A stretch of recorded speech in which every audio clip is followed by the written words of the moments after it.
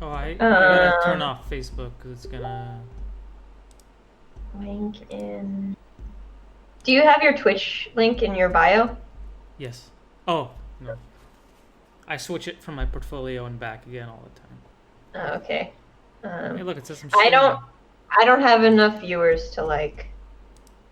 I don't have enough viewers to do the up link thing, or followers. I mean, because you need like 10,000 followers to get that thing, so you can link something and you can swipe up on. Oh. Fucking. Yeah, it's stupid. Thank you for the follow, Redux Roses. Welcome. Oh, right, you're on. I'm live. Oh, how's the sound? How's everything looking? I have to post. Did you post your thing? Wait, there's so much going on. Hold on. I'm like trying here. I'm not ready for this. Okay, hold on. Let me actually ask them if they can hear you. Can you guys hear me fine? Yeah, they hear me too, so I don't have to like check myself. Okay. Does Sarah sound fine too? Yeah. Do I sound good? How do I sound, boys and girls? I shouldn't assume gender. Yeah, you shouldn't. Cool. I'm sorry. Oh, yay. Okay, cool. Cool. Right. Okay. Cool. Look. All right. Go to. Right. I need to. Am I in the right? Let me link you in there. Sorry, we just gotta do our due diligence and post about it on Instagram. This is the part I hate doing because I'm so lazy. Yeah, and the more social media things you get, the more you kind of have to post on like all of them. At a certain point, you're just posting on like 7 different things. It's annoying. Do you do it on like Twitter also? Yeah. I don't got like a. You should get Twitter. I don't want. Hey, Chelly Cucumber. So Hey guys. toxic. Yeah, Twitter sucks. But you know what? It's like. It's a good social media out. It's good for your career. Aren't I like doing okay enough? I got a job. That's true. Okay. You know what? That's fair enough. All you need is a job. Exactly. I'm not homeless. It's alright. Like, cool. I can pay my student loan bills. No, Twitter is a hellhole? Yeah, it's a hellhole. Yeah, that's right. It is a hellhole. See, this is like Twitter right here. Tweet. And this is. Thank you for the follow, Shreya. Hole. Oh, hey, Shreya. How's it going? And it's a toilet. So, but it's like POV. Like, it's like, there you go. That's, yeah. Like, Twitter, no joke, is a shithole. It's toilet paper. And here's my cat, because she likes to hang around the toilet bowl all the time. Because she's like, what's in there? Give me. That's what she does. It's really annoying. Alright. Oh, hello everyone. Whose voice is that? Don't worry about it. Just kidding. I'm not even here, don't worry.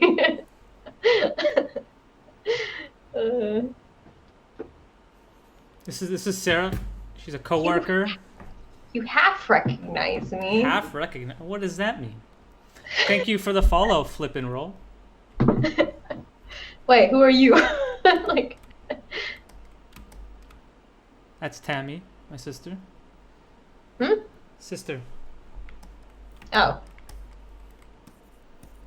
How you know me? I'm like, I've never met you. Well, hello, Daniel's sister. Yeah. All right. So, I guess I should introduce you, right? So Sarah is also an artist at DreamWorks, and we met working on Spirit, which I'm pretty sure is announced and allowed for me to say. And we drew horses for like a year and a half. I'm awesome. Oh, thank you. I haven't drawn anything. We're gonna be drawing witches. Yeah, no more horses. I'll never draw a single horse again for the rest of my life. Yeah, I don't want to. What's your Insta, Sarah? It's actually Sayah Gold. I can write it in the chat. Let's just, you know what? On this page, let's just link it. On this. How you Ads. What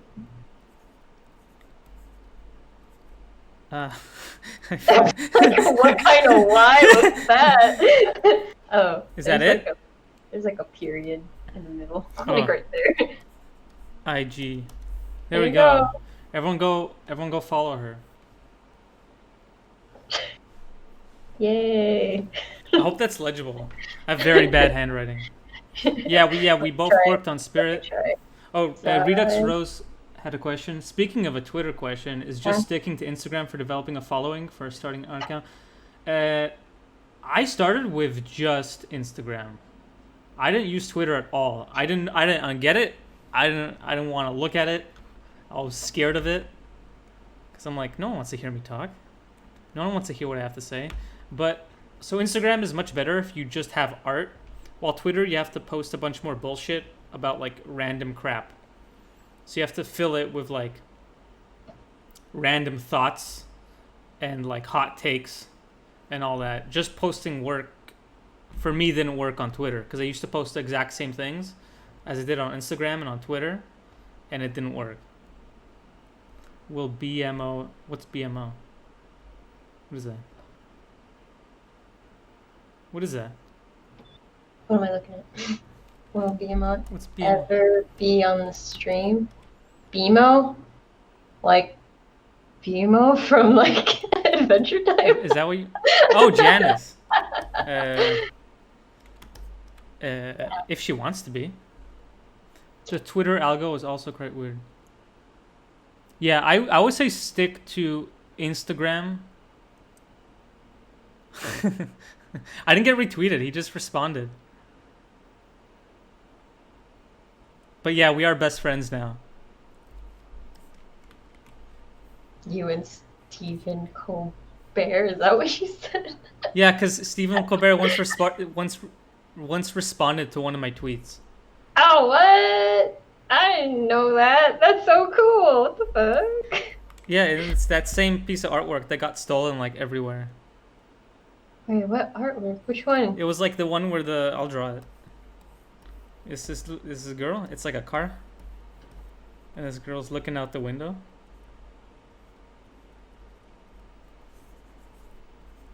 And she's like leaning against the glass. And outside the window, you could see this like guy jumping over like a fence, like a invisible guy. And that went viral on Twitter. What? And then also Instagram when someone stole it. Whoa, you're so big that you get your shit stolen. They didn't even know where it was from. And then people kept talking about how creepy that guy jumping over like the things were, because I just made him like this black blob. Like seeing all these artists get attacked for giving out advice is pretty much sour Twitter for me. Who's attacking people? Are people getting attacked for giving out advice? 'Cause that ain't cool. Yeah, Twitter has a lot of negativity around it. So I got on it because it seemed very like exhausting, I guess. Like I don't really have a following because I'm really like, oh, that's how you get colored. Okay, sorry. But I don't really get on it just because it's like, I don't know. Even before I was like just a student, it was just too many social medias to keep track of. It's like I didn't want to keep doing it, and there's always toxic stuff on it, so I kept away from it. I'm putting on some music, by the way, just so there's something in the background. Oh yes. Yeah, there you go. Can you guys hear that? Can you guys hear all that music? Yeah, there are some good things on Twitter, and I do use it now, but I'm still kind of like skeptical of really getting invested into it. But I mean, do you guys remember Tumblr? That's right. People don't use that anymore.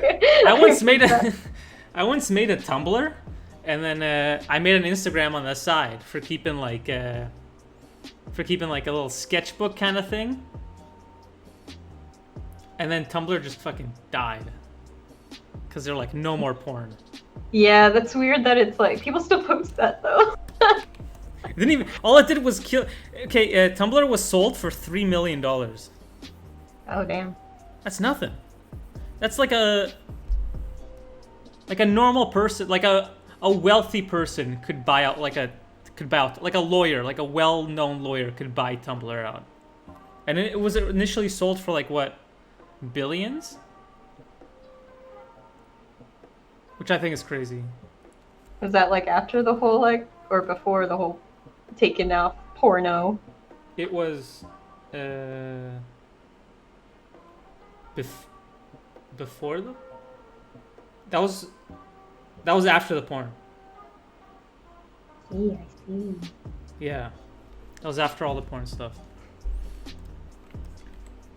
So yeah, if you guys have any questions about trainee positions or getting into the industry, you guys can ask in chat, and we'll get to them. All right, let's see.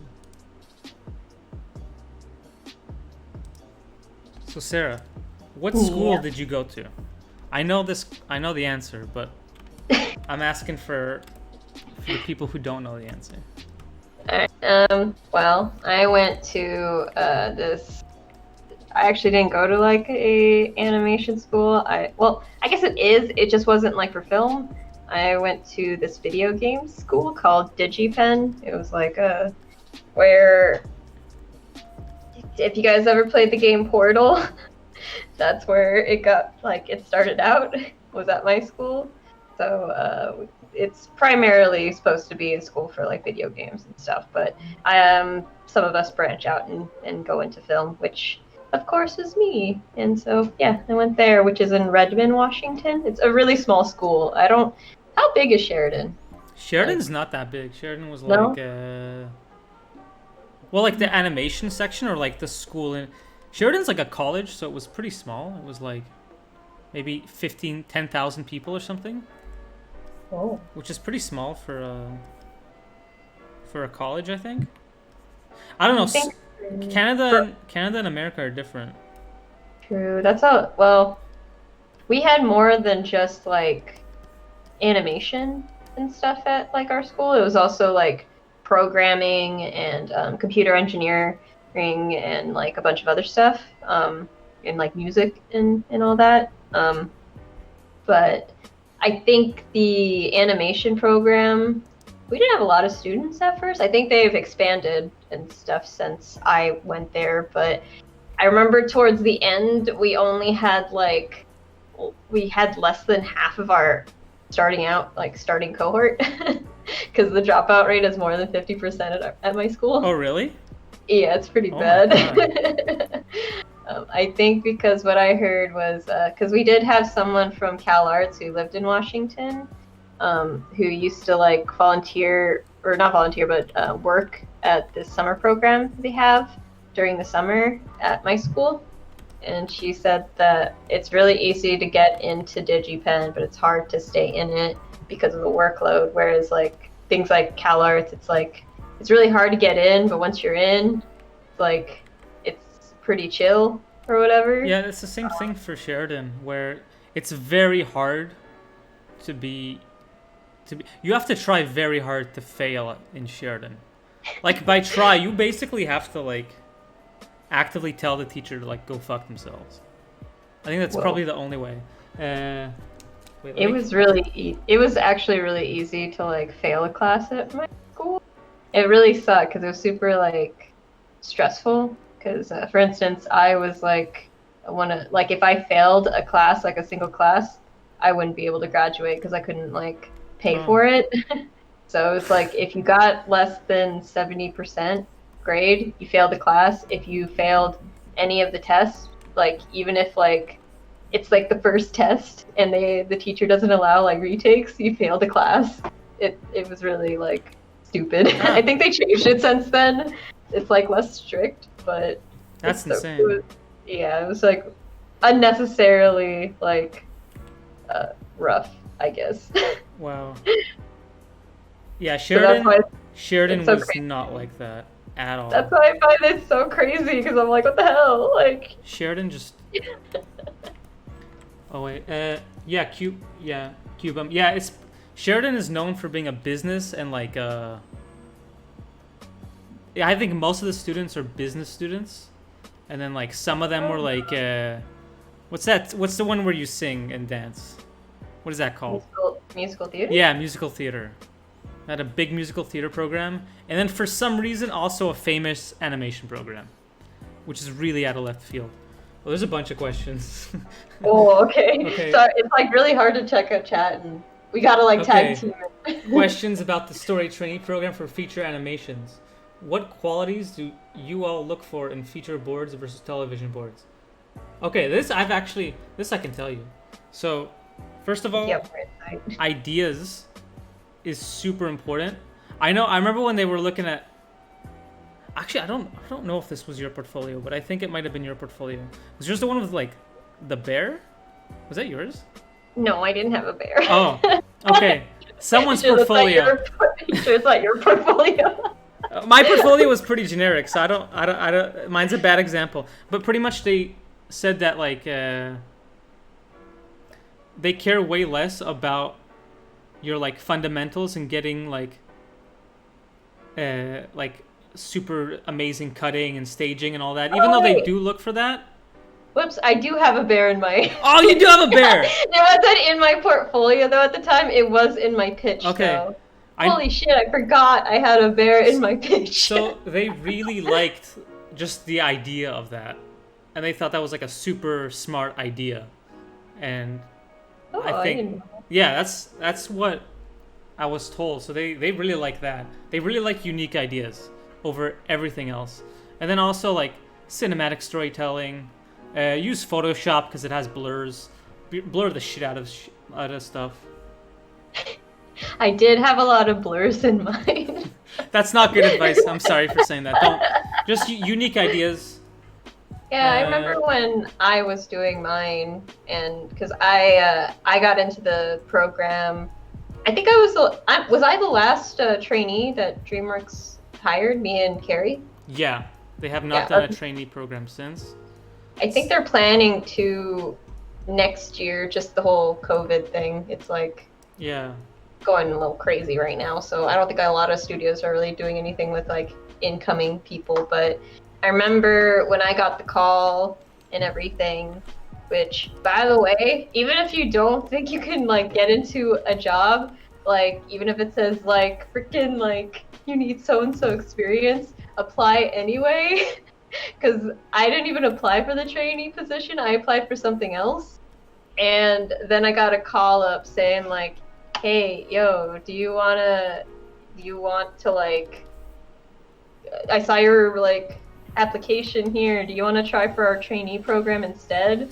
And I was like, oh, fuck yeah. Does it pay? I don't care. Like, let's go. And so like, that's why it's like, you should, because sometimes recruiters still do it, still put you for other positions that you might fit better for. And luckily, I freaking lucked out for that.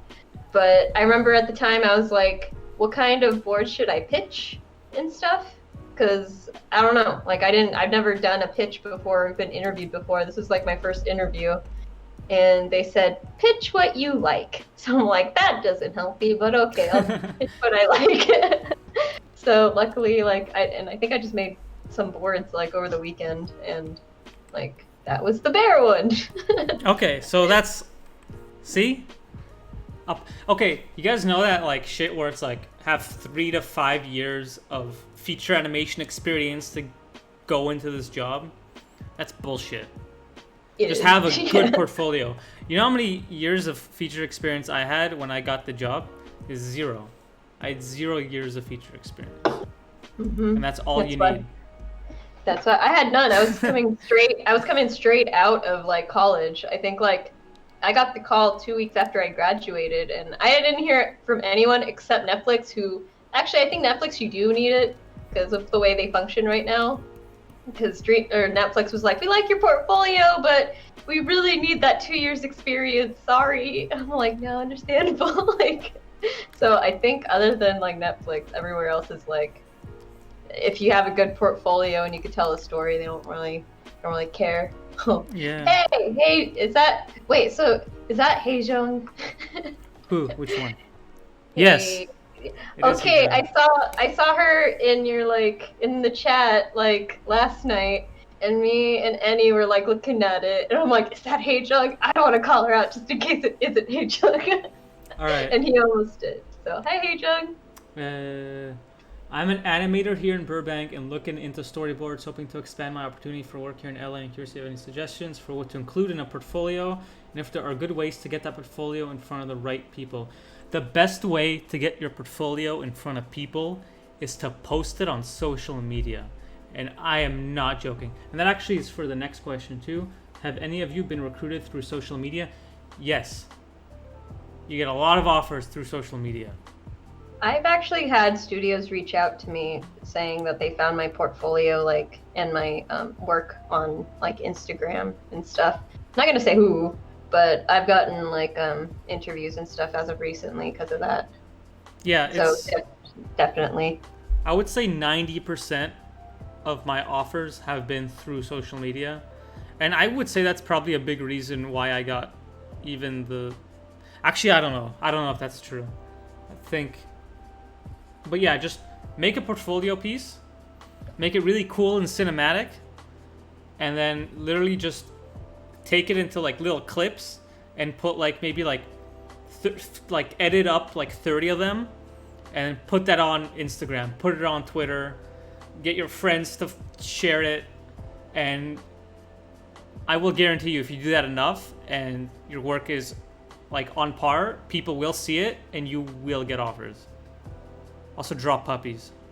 I think a lot of people say that too. It's like social media is like such a big thing now and all that. I actually think, like I heard from a coworker, not necessarily at DreamWorks, but someone else who was talking about a friend, how some studios, I don't know which studios because I don't know, but some of them are actually kind of like adding it to their like applications now. I don't know. Oh, really?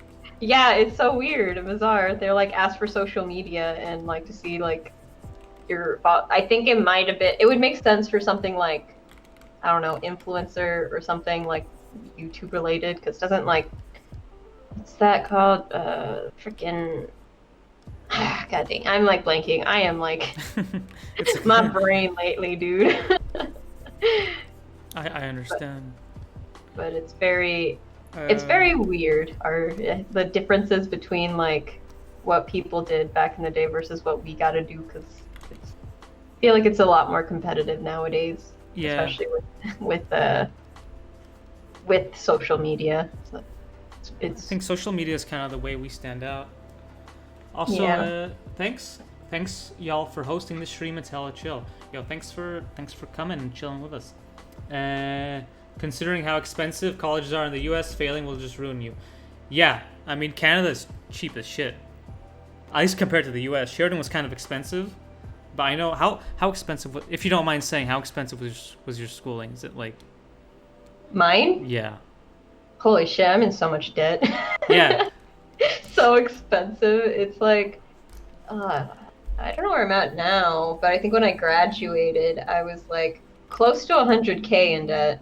Given that I paid for college by myself, I was actually homeless my senior year. Oh my god. And like had to I say homeless, but more couch surfing, because like it's a long story. Maybe I'll go into it later because it was expensive. Even the area like that I lived in, because Redmond is where Google, Nintendo, and a bunch of other places are. Like, and Microsoft, like rent around that area is super expensive. What's Sheridan's tuition? Cuban Lisa, Shared tuition when I went was around 7,000 Canadian a year. 4 years of it cost me 30K Canadian. So that's like $40 USD. It's like half of what I had to pay. That, Fuck yeah. America. For me, it was like 8,000. And and keep in mind, Sheridan was an expensive ass school. I should have went to Sheridan. You should have went to Sheridan. Not that I would not have been good enough to go to Sheridan. No way, Jose. I didn't get like decent until like after I went to freaking college. I don't think Sheridan was that hard to get into, to be honest. For us, it was about 10,000. Wait, okay, Catherine. Mine was 8,000, and we went in the exact same 4 years.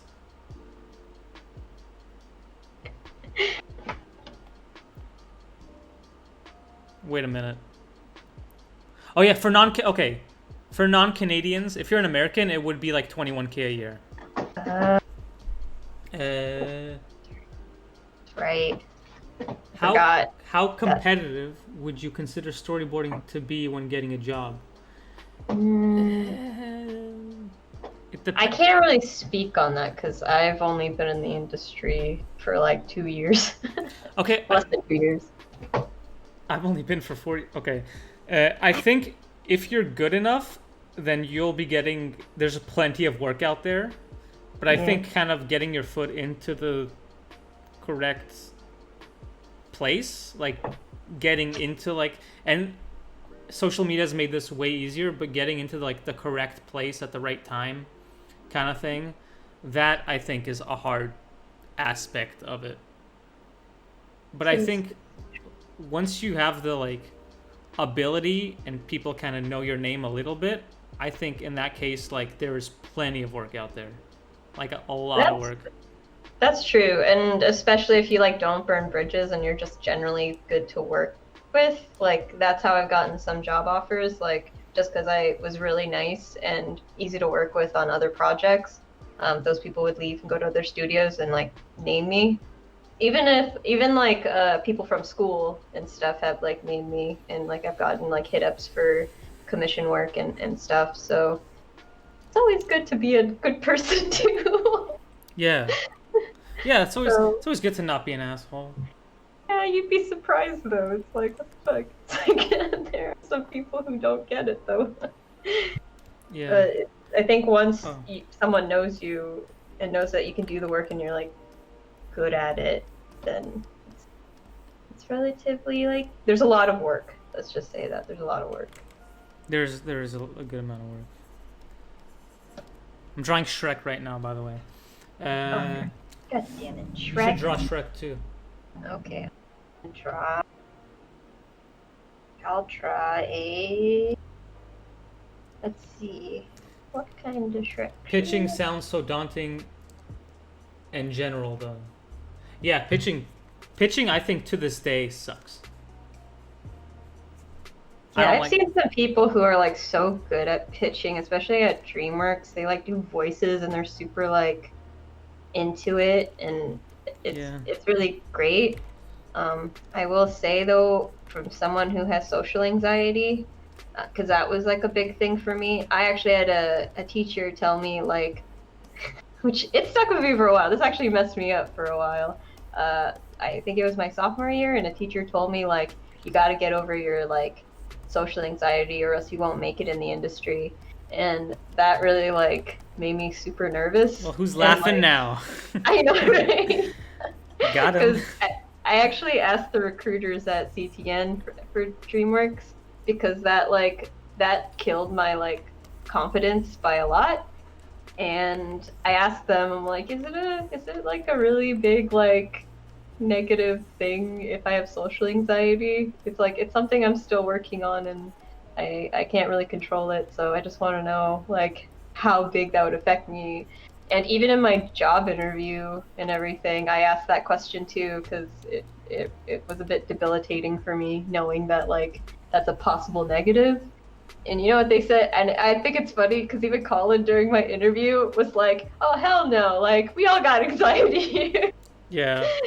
And so it's like they don't really care. It's like everyone has their styles, and like I think as long as you like can sell your idea, if you don't have to be have too much pressure. I think at least DreamWorks has always done as much as they could to make sure that it never kept me back from like it, because pitching always made me scared. Yeah. And keep in mind, I don't pitch well. Okay, I'm like, and then this person jumped and did a flip, and But I then like your pitches. I think I like your pitches. You're always so funny in your pitches. is it because I'm so monotone? That might be it. And I that- really like It's like a big action scene, and I'm like, and then she jumps, and she makes it across. But it's so funny to me. Thanks for the follow, Landers911. Oh my Yo, God. Eugene, is that you? Let me just. Yo, what's up, dude? Yo, Clarence. Sure. Yo, thanks for following, Cuba. I'm gonna do. How do you handle your pitch ideas getting rejected? What's the pitch feedback process like? Do you mean like pitching like an original idea, or just pitching like a storyboarding sequence? So bad.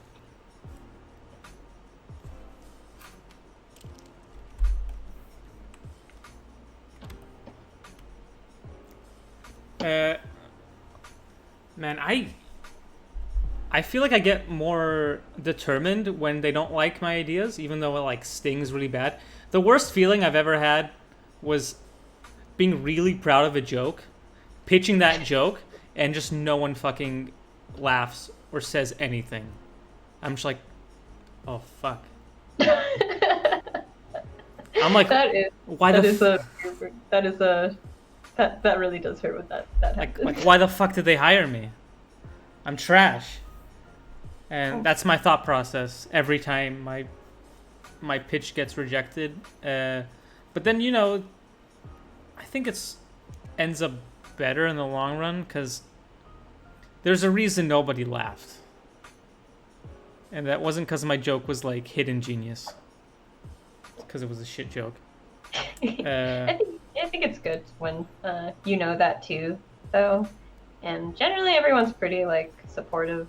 At least from whenever I pitch stuff, I feel like it's not entirely like, except nowadays with the whole COVID, it's like you're pitching in silence, and it's really weird. Yeah, now they all mute themselves. Yeah, it's so awkward. It's like, I don't know if a joke is hitting or not. Yeah. And I still have a bit of imposter syndrome where, like, even if they tell me they liked it, I don't believe them. I'm like, you're lying. Yeah. I'm not funny. Shut the fuck up. Yeah. But I did have like, I think I told you this, Daniel, where for a while I was really nervous at like DreamWorks, and whenever I made jokes, no one would laugh. Like, not in the pitching room, but like in general, I'd make jokes around them and they wouldn't laugh, and I'd be really insecure about that. And then finally I like would pitch to some of them, and they're like, "Oh my God, Sarah, you're actually funny." And I'm like, what the fuck? Hey, Yeah, I'm hilarious. What are you talking about?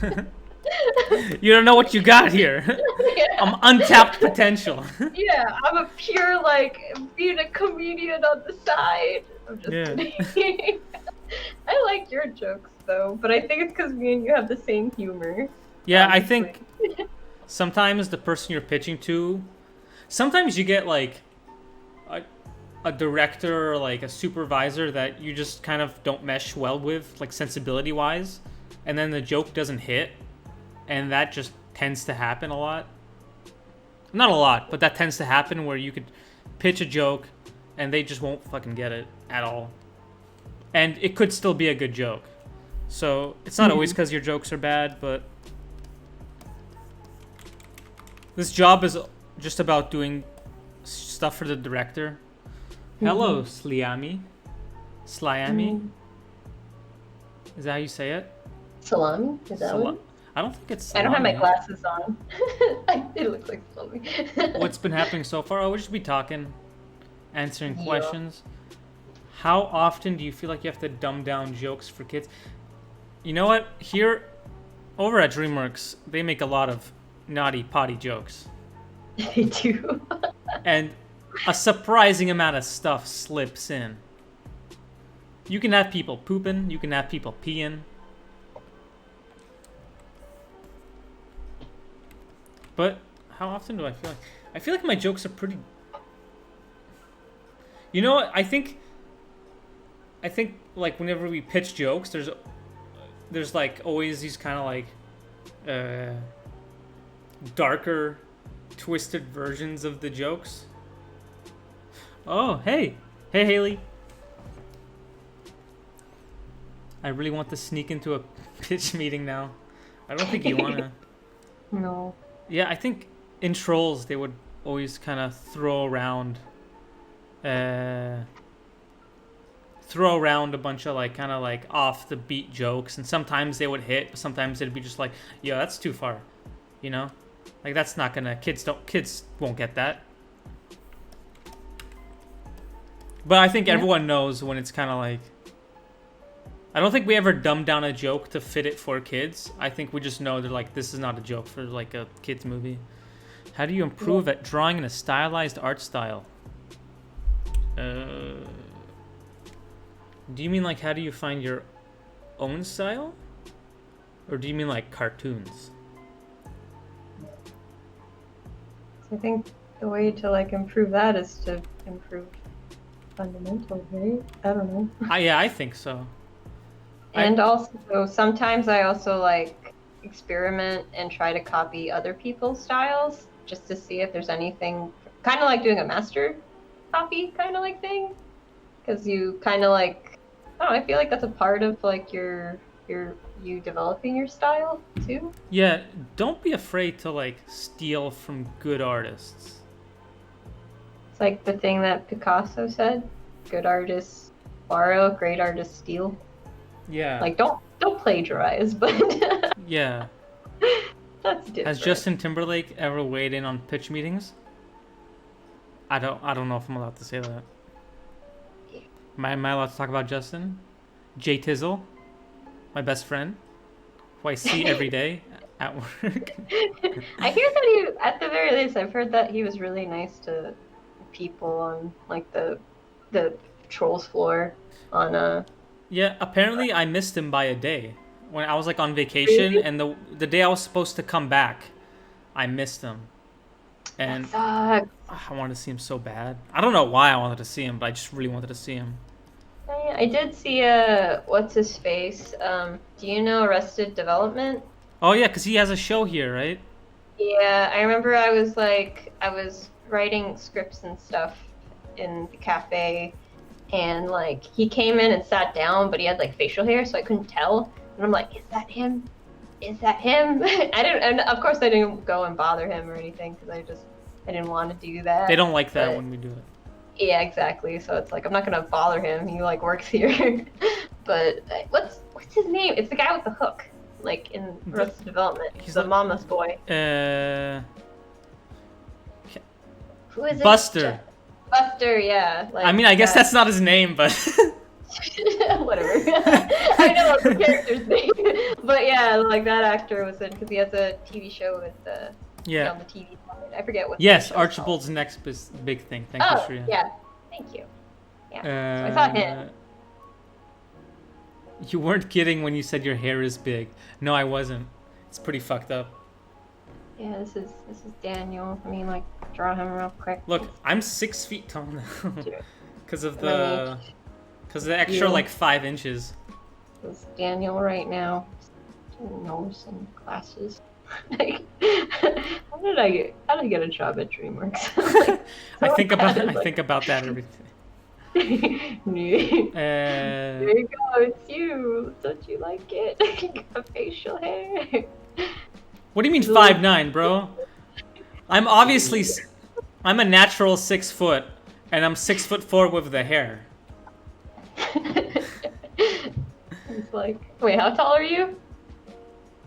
Six. No, I'm 5'7". I'm 5'7". Okay. Definitely not 6 feet. Can't confirm.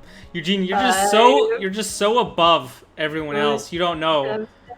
And this is like 6 feet. There you go. It's you. There was a question. Yeah. Do you have any Yeah. advice on making our senior thesis? Oh. What is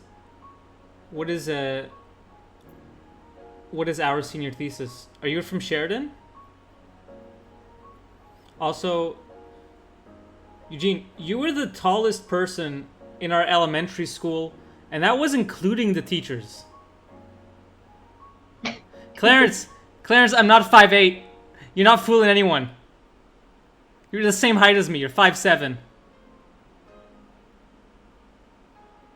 I'm sorry. You have to learn this way. Nah, I beefed up.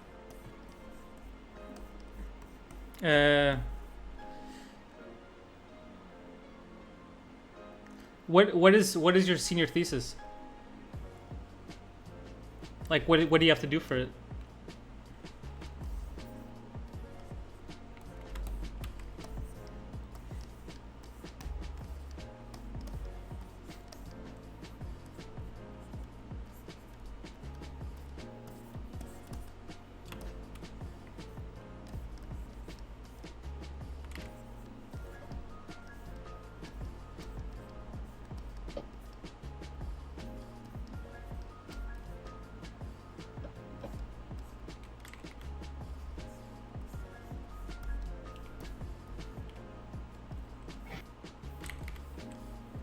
Oh, question.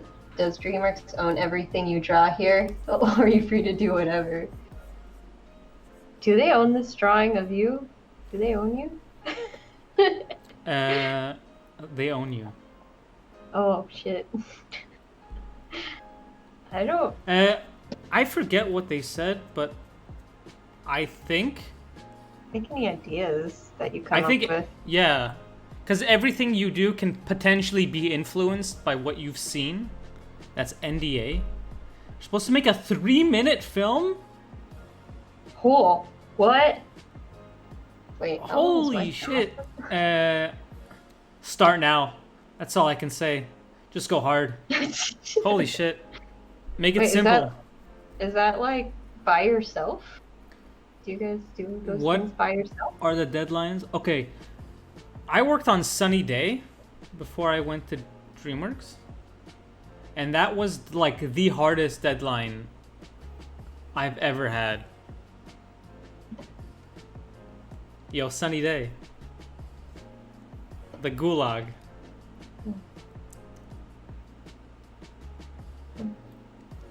Oh. Okay, avoid B. Make no dialogue. Trust me.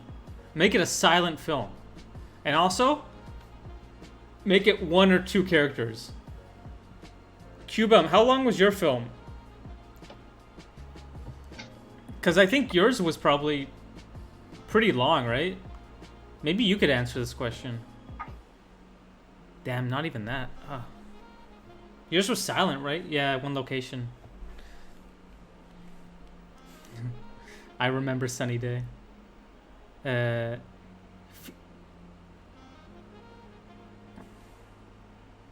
Wait, there was 3 characters? I thought there was 2.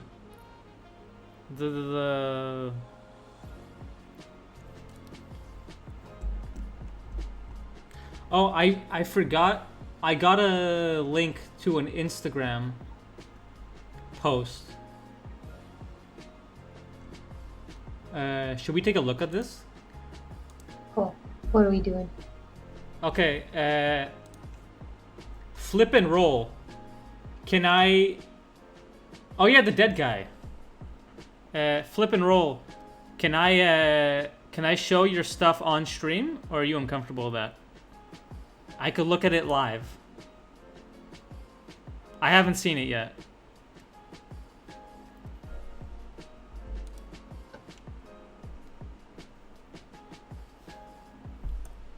By the way, quality over... Okay, they say finish your film at least and have a bunch of like kind of like make it all mediocre but at least finish it. But I kind of think it's the opposite. We'll do like a couple... I would say half your film being amazing is better than having what's it called? Like a bunch of mediocre stuff. That's my opinion. All right. Sarah, do you want to take a look at this? See. In a pickle.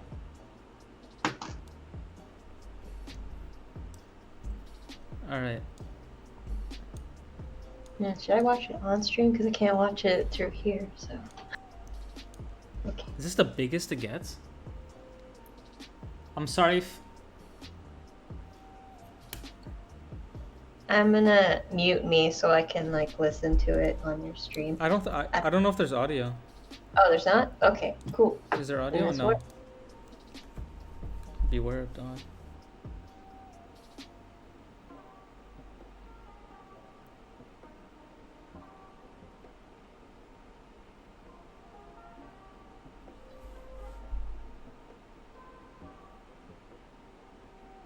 Oh.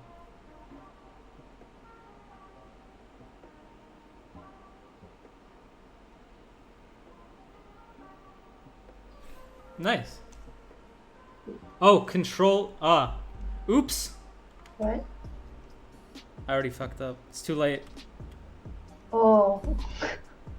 I didn't know you could do that.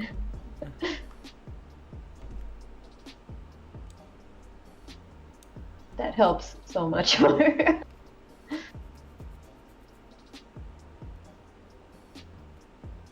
You know what? That's some cute. That was cute. Mm-hmm. I think to push this more, you could really extend the like danger the cat is in a lot more, I think. Before the cat finally gets saved by this old woman. But overall, I think that works. Like that's like a decent sequence. I think it shows off your skills really well. Yeah. I mean, the drawings were good. The cutting worked. I wasn't confused. You know how to use a camera, like it's a camera. Yeah. Which I think is a big thing. You paneled the crap out of that original run, that first run. I wouldn't do that.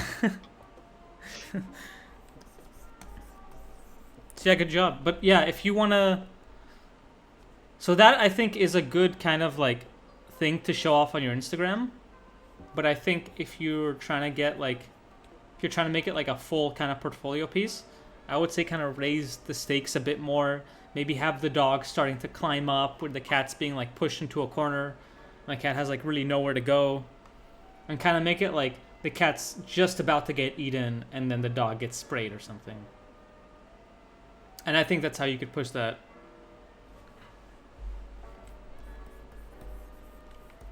Into like just the next level.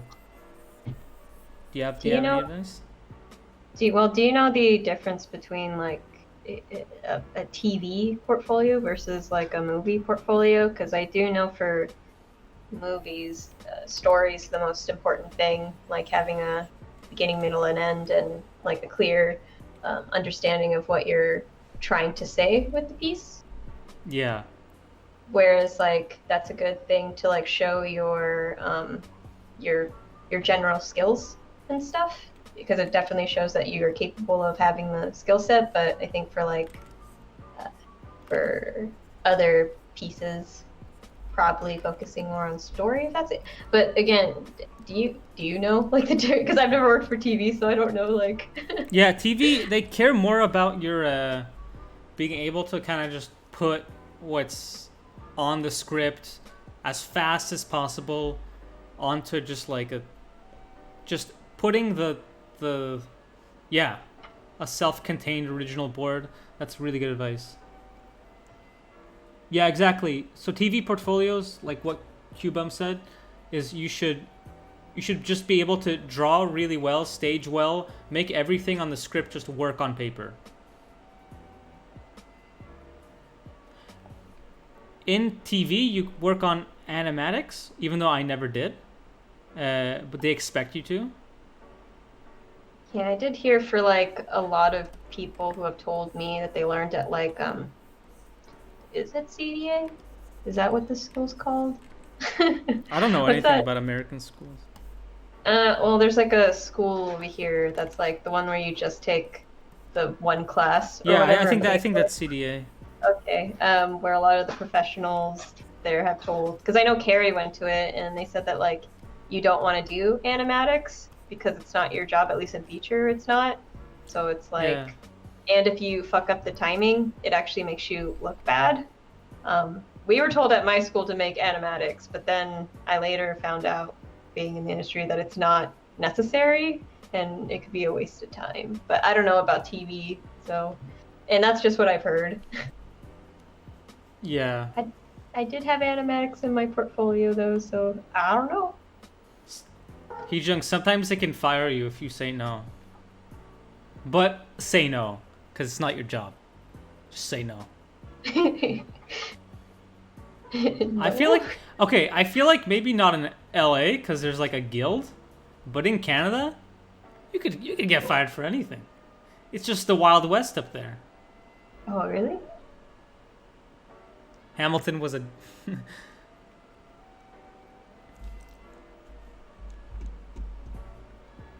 I've had to do it in Canada TV. But technically editing is not part of our job description. Yeah, but they don't care. There's no protections in Canada. So I haven't had a boarding job that animatic was a requirement. Get off of that. Well, that's good to know.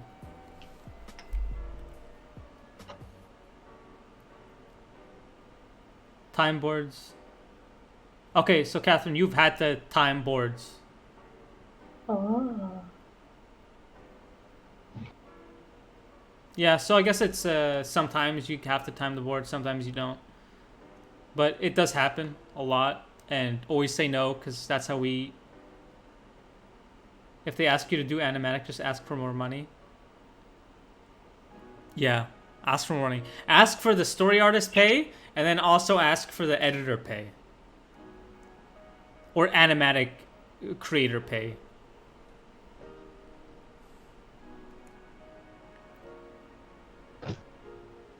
I personally only ever seen boards timed by editors here. That's good to know. Who makes animatics? Who watches The Watchmen? You don't really have a choice sometimes. I'll be right back. I'm gonna go to the bathroom. Okay. Yeah.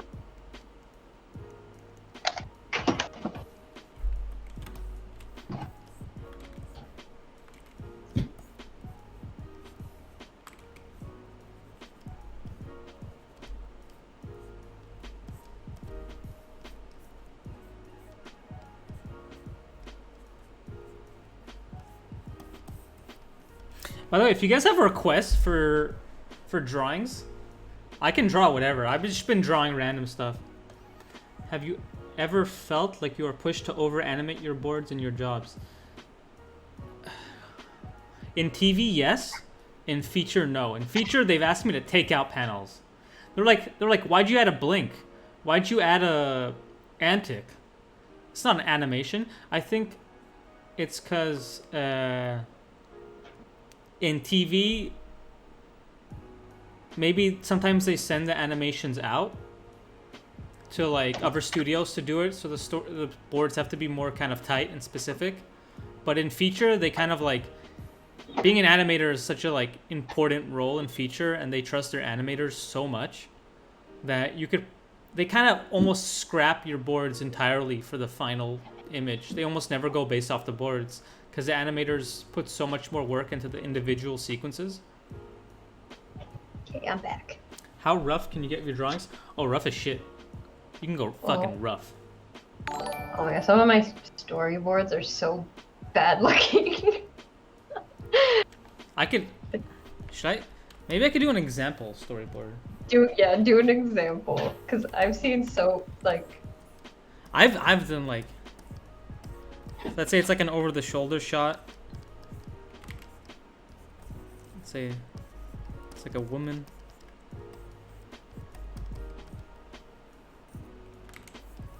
In like a forest.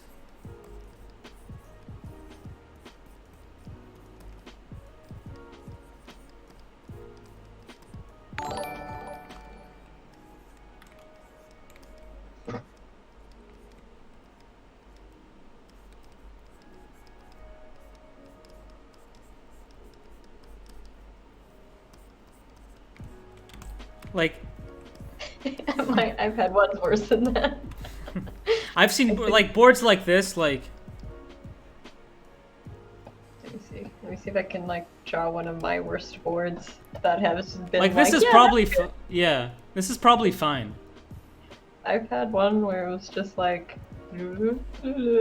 here's a door, and like my dude looks like this. It's like, oh wait, to know it's them, here's a hat, because they wear a hat. Like, and that's all I have. Like, that's all I've done. I think probably the lowest quality board I've done was probably something like this. Like something like that. Yeah, where there's like no background. And then I would add like there. That's Yi from Abominable. Thank you for the follow. Raven Vicky, Sliami, and Scribble Addict. Welcome. How did you get in them follows? From my experience, they only really want really clean boards when it's like finalized, and we gotta show it to like executives and for screenings and stuff. But for like pitches, I remember when I was a trainee, Andy, what's his last name? Zierhut? Not Andy Erickson. No. Andy Erickson, there you go. He's an amazing artist. Yeah, he's so good. I remember me and the other trainee went into his office and he told us like how rough we can be, and he said that like the worst compliment you can get during your pitch is that that's a nice drawing though, because that means you spent too much time on it and you could have been saving time like reworking the scene. Okay, sorry. Yeah. But yeah, like you want to actually think for my like review and stuff. Did you get a review when you were a trainee? I got one. Like an employee review. I didn't get nothing. Oh, well, I got an employee review, and specifically what came up was that they liked that I was able to show ugly drawings, so don't be too precious with your drawings. It's okay if you draw ugly. Unless you're in TV, and in that case, draw pretty. Yeah, like... I don't know, like... I can't speak on TV. I've never worked. Well, I've worked for TV, but not like on like storyboards. I've done like character stuff for TV. You may have answered this question already, but do you prefer the work culture of TV animation or feature animation better? I cannot stress this enough. I prefer the work culture of feature more because it is so much more relaxed and you're so much more free to like explore a character and their dialogue, and they almost expect you to rewrite the script, and that's like the most freeing experience you can have as an artist. And TV is not like that at all in my experience. From what I've heard from people and stuff, I hear that it's a lot more chill. You get to be more creative in feature, and I don't know, in general, like I don't think I would work for TV just because I like collaborative nature. It's more humane environment. Yeah, actually, Hey Jung, I think you're the one who kind of like gave me a lot of insight of what that, and like Anthony Zierhut, my mentor, he let me know the differences and stuff, and I like the feature culture. Someone asked me to draw an astronaut, so I'm gonna do it. Oh. They have a little gun. I'm just sticking to witches, I guess. Yeah, it's definitely more humane. Sometimes it's hard to draw pretty when script is bad and you know stuff is gonna get worked. Yeah. Sometimes you're just like, fuck, I'm not gonna spend any time on this shit. Sometimes you have to draw bad to kind of show that idea isn't working. You have to be like, you know what, the idea is shit, so I'm gonna make the boards really shit. You've done that? I've done that. Wait, have I done that? Maybe subconsciously you've done it where you're like, I'm not gonna try hard on this. Oh, I think I can get that. Like, you're just kind of like don't have a lot of motivation. Do you think TV is a good starting point? TV is an amazing starting point, and it's actually makes you kind of respect like being in feature so much more. And I think being in TV, I've heard it once described as like boot camp for feature, where TV is actually much harder in general. And I think it's a very good starting point. I actually recommend being in TV first. No. We can't all skip straight to feature like Sarah. Sorry. I think I just got lucky, alright? Like, I was at the right time and place. I think there are so many better, like, artists than me. But yeah, for sure, I definitely think... Hiccup. I remember I had to draw Baby Hiccup when I was on the holiday special. Also, I like drawing Baby Hiccup, also if I can remember how. thanks for the follow, Queen Narwhal and Nick Ormsby. Yeah, I'm still doing requests. I actually much prefer requests because I don't have to think about what to draw. Is it hard to transition from TV to feature? I've seen it happen. I don't know how hard it is, though. I mean, I did it. Oh, that's right. It's easier if you're American. And it's easier if you have, what's it called? Connections. Thanks for the follow, Malcontender. I had no connections, and I didn't know shit about the industry, like about the feature side of things. I just applied for the trainee program. Yeah, I feel like I'm not a good person to like judge these questions on because I feel like I just got lucky. No, it's more than just luck. Really? I feel like I got lucky. No, I think there's... I mean, luck, I think, plays a part of it for everyone. But obviously, like, the work and involved, like, there's a reason you got picked. What was the statistic they gave you? Ooh, what statistic? What are you talking about? That, like, you got chosen over... Oh, right. I think it was like, it was a lot of people. They said it was harder to get into the trainee program than it is to get into Harvard or something like that. I think it was like 1,000 people applied. And there's like, at first only one position, but they liked me and Carrie both equally so much that they wanted us to have a cohort and everything.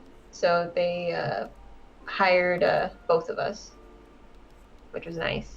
Because I liked having someone else starting out with me, in all honesty. Yeah. How many people started out with you? Didn't you have one other person also? No, I had two other people.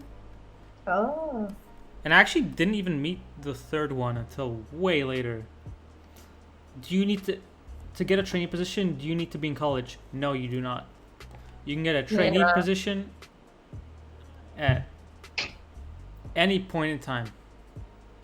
Like Carrie, I don't know what her like Insta is, but Carrie McAllister, she started with me and she actually dropped out of Ringling. I think she didn't even finish her second year. She went to CDA, and she was able to get into the trainee program with me. So she didn't even have her degree, so it's not necessary. Nope. Yeah. There you go. Apply. Apply for everything, even if you don't feel qualified. Just fucking apply. Mm-hmm. If you know, Brittany Mayers got an internship for character design at Disney when she was a junior. That's crazy. I was so fucking bad in college. I find that amazing.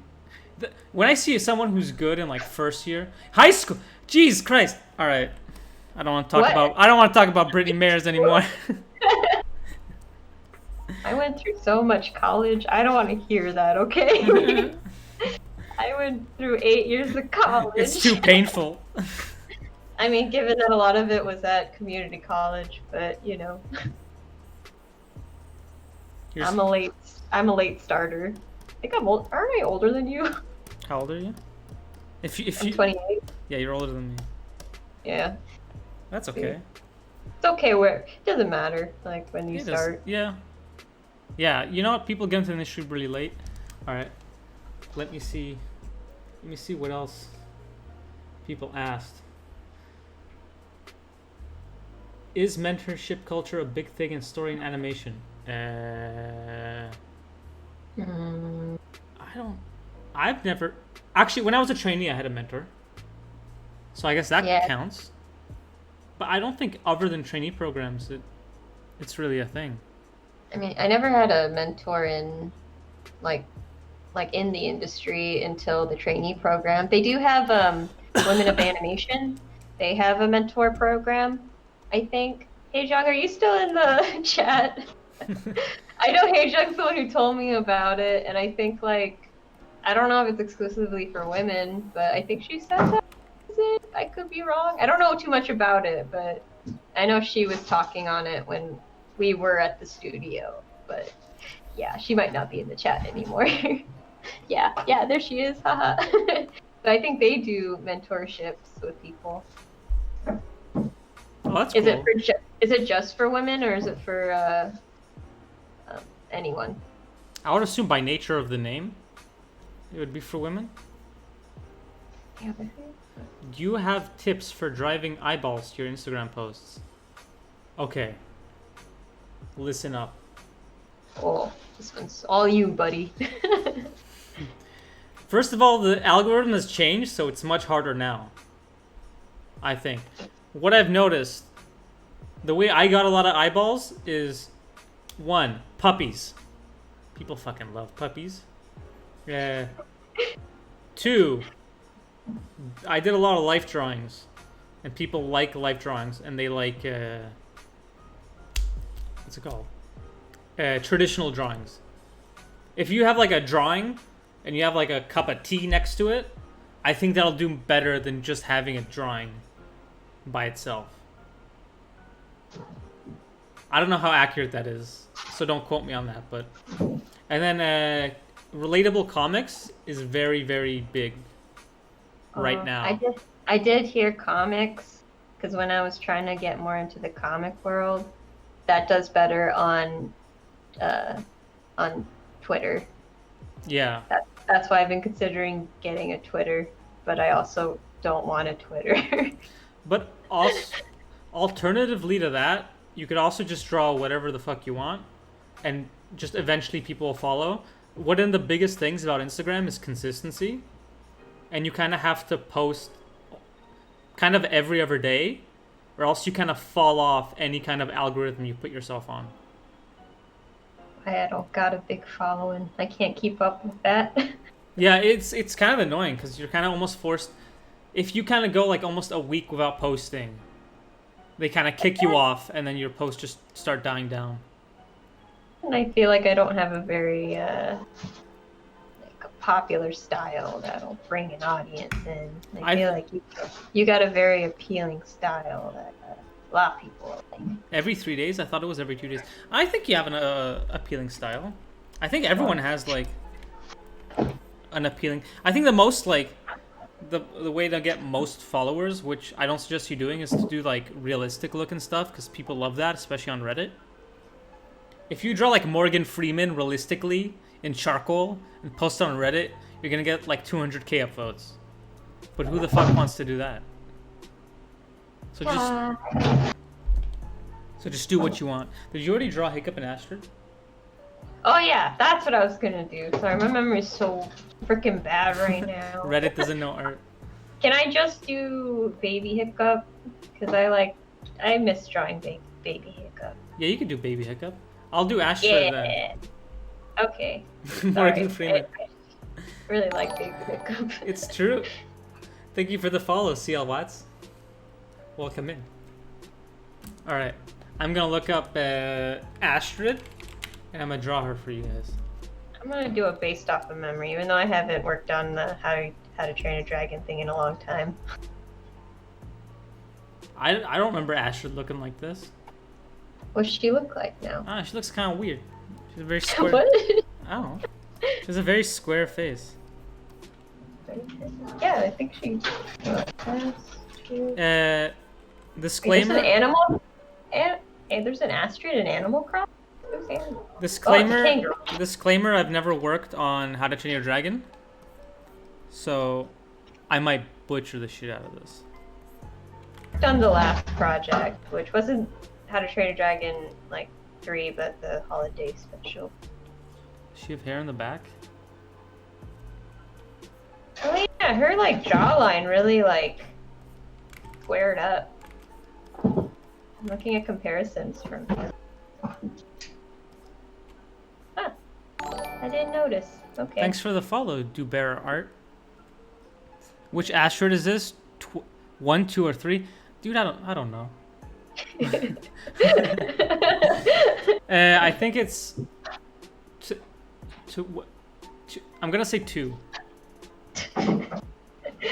You're fired. You don't even remember. Kidding. My drawings have been like. I should have warmed up before this. This is embarrassing. Don't look at it. Everyone look away. I feel like everyone says that though when they stream. They're like, I draw like shit. Yeah, I draw better normally, I swear. Well, at least now you guys can see that. She has like a skirt. Bedroom, kind of like this.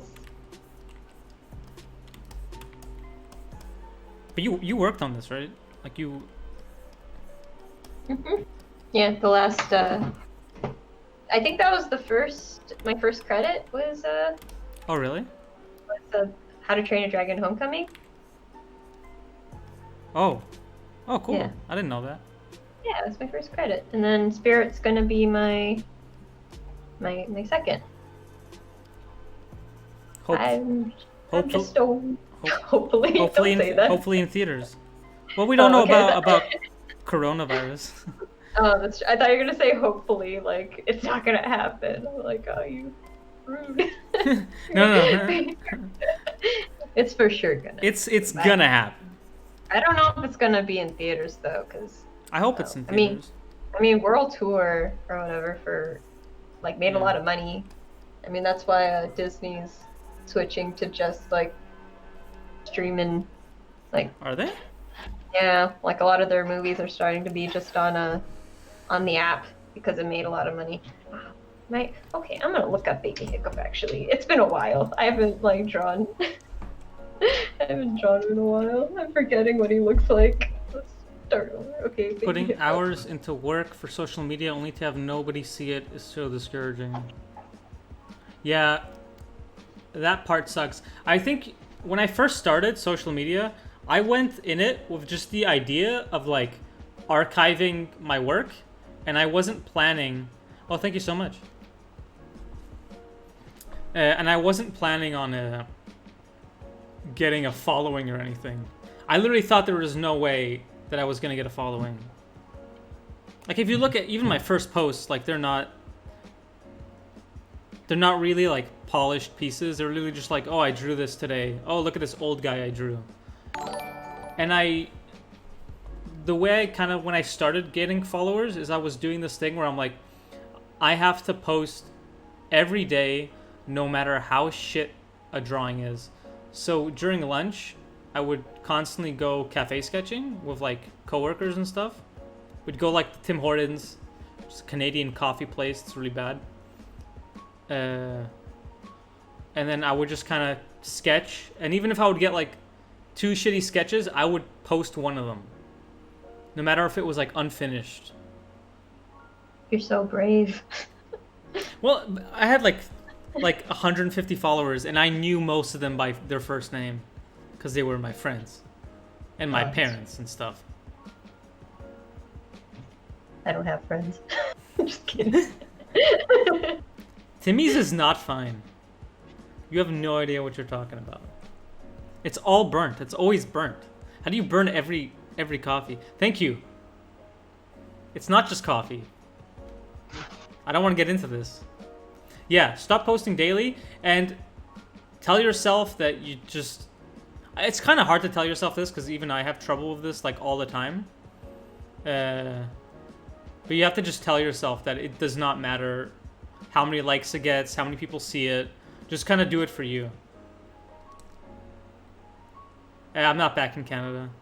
This was like 3 years ago.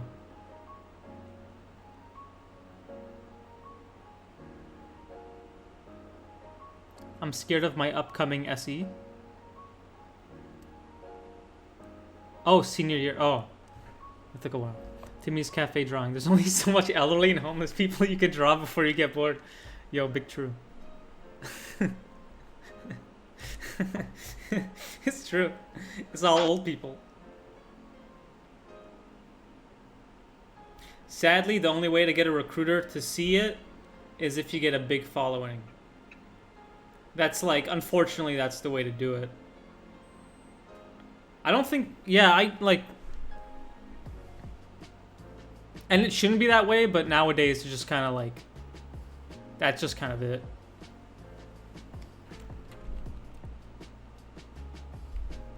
Sarah, are you still here?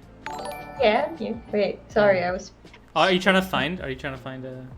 No, like I'm trying to remember how I drew Baby Hiccup. Oh, he's pretty cute how you drew him. Oh, yay. It's a pretty cute Baby Hiccup. Oh, thanks Bianca for following. And also thanks Guardian Danny. I kind of miss being able to draw Baby Hiccup. I think he was my favorite so far because he was so cute.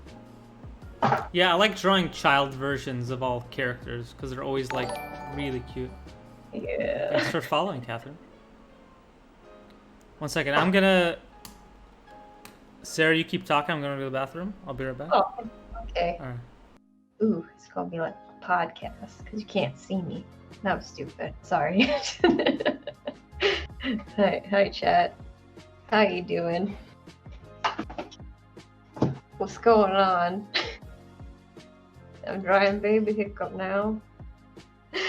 Chair stream, yeah. Just this is me, the chair. This is Daniel's chair. What's up? I'm what's that say? Deracer? DX Racer? Yeah. The Sayah show, hell yeah.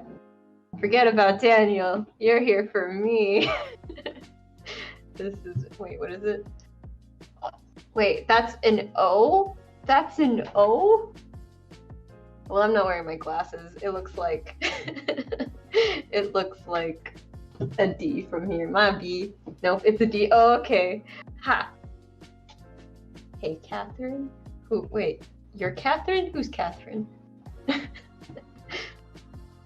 Rip Daniel. Yeah, he went to the bathroom. I know. I gotta keep you entertained. So, let's see if my cat has anything to say. Can you say something? Usually I would, no, she's not. Okay. She's touching the mic. Just picture a little kitten. And yeah, okay, you're boring. You're not saying anything. Go away. Okay. Yes, this is Small Hiccup. I am forgetting how I drew him. It's been a long time, but he was my favorite. Little Baby Hiccup. His head looks kind of funky, but that's fine. That's fine. Does it kind of look like Hiccup? I think he kind of was drawn like that. Anyways, what's your cat's name? Her name is Millie. Little Mill. I got her when... I'm back. Quarantine habit. Yay, good. Oh, God. I'm sorry. Don't leave me with your people ever again. Like, I'm just kidding. Like, it wasn't that bad. Not I'm, sponsored like, by DX Racer. Oh, yeah. Maybe if they pay me. No. No one look at it. They haven't paid me yet. Send us a chair. Please. They're so expensive. How much was your chair? This was $300. I didn't even buy it. Oh. My brother bought it for me as a gift. Oh, okay. I appreciate it. I was using... I'll show you what I was using.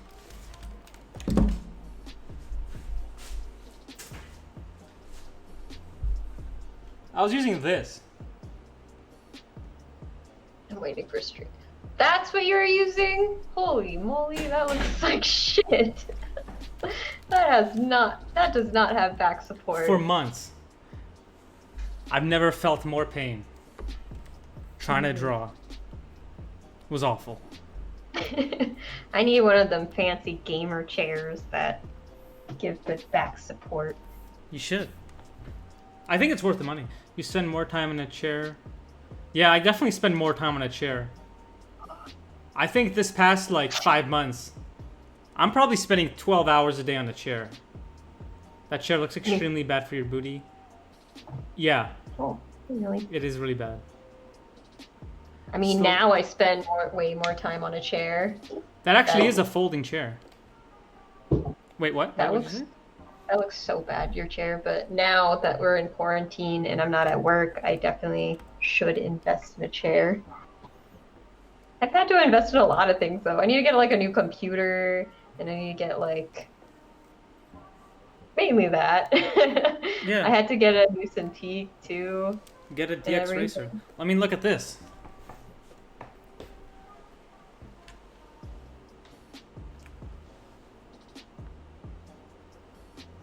Yeah, that's it. Oh, fuck. Do you guys have any tips for ergonomic drawing? Sarah, do you have any tips for ergonomic drawings? At risk of sounding stupid, what does ergonomic mean? I think it means like with like shorthand and stuff, like drawing efficiently. Oh, okay. Well, you don't have to get too fancy with it. I think you just want especially if the character already exists, you just want, like just the base level characteristics of that make it like for Hiccup, it was like his head's like that. We actually had someone like, what's his name again? Oh, Mike. Oops. Not Lester. Who's the other Mike? I'm blanking. Ron, it's fine. I think this is also a good thing to talk about, though. Drawing so you don't get wrist and back pains. Okay, so what I heard, which I don't do, is you have to sit like this, and your hand has to be flush with where you're drawing. And I don't know anyone who draws like this, but that's the best way to go about it. Also, take a break, every 30 minutes. Stand up, walk around, stretch a little bit. I don't do that. Stretch your wrists, like that, and stuff. Like all the time. Because then if you don't, you'll get let's go. I don't think it's carpal tunnel. Oh, that is good to do that. I didn't do that for a while, and I still need to get in that habit, but I had to wear like a cast on my arm because it got really bad, and we were in crunch time. Oh, really? Yeah, I think it was for Spirit. I think that's what I had to do. Oh, yeah. God. So my many wrist horses. was like, oh, God, yeah. I don't want to draw another horse. Yeah, Okay. tendinitis. That's the one I was thinking of. Did you know carpal tunnel? You have a higher risk of getting carpal tunnel if you have small wrists. What? Yeah. Does that mean I gotta beef up my wrists? I think it's just like the way you were born. I have tiny wrists. Look at this. I have a baby wrist. I got tiny wrists. We're both gonna get carpal tunnel. It's a matter of time. Oh, I already got it. Oh. So it's like, Oops. not now, but before. 25 That minutes sounds on, awful, get for 5 yeah. minutes, get a drink. Yeah, that's good advice. Honestly, It was awful. you have both? Ah, Yeah, shit. both. That's how like, Ugh. holy Ooh. fuck. That sucks. Are you okay? Are you okay? Can you draw? Can things just stack like that? Does it stack? Oh. Also, I learned that the more flexible you are, the more likely you are to get tendinitis. Speaking from experience with a physical therapist, sadly. Oh, I'm sorry to hear that. That Oh, sucks. Wait, Luckily, I'm not flexible at all. really? Like flexibility can like be bad for you? Thought that's why people did yoga and stuff, because it's good for you. Now I'm never doing yoga. Yeah, Fuck I'm never yoga. doing yoga. More reasons not to do yoga.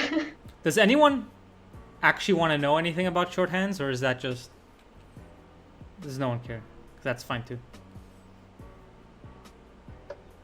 Honestly, I didn't know anything when I was a student, but I also only had one storyboards class. Yes. So Yes. Whoa. Now I'm nervous.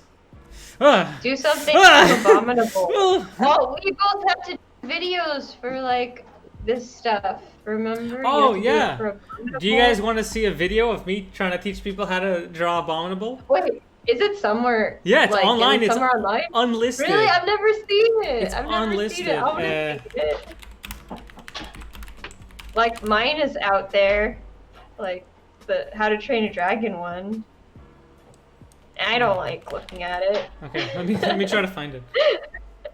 I'm willing to show people. My drawing of the nightlights aren't good. Alright, let me try to find it.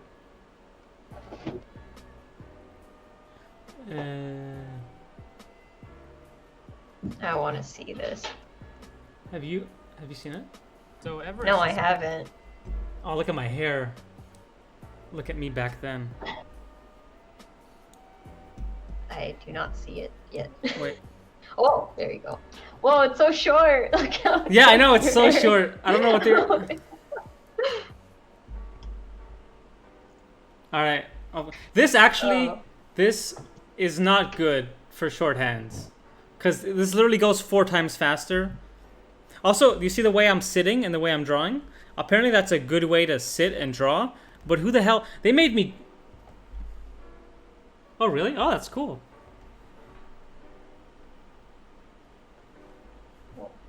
I'm gonna mute me so I can listen to Yeah, this. so what they did was they made me sit like this. And then they made me draw in front of me. And I don't know if anyone's tried to draw like this.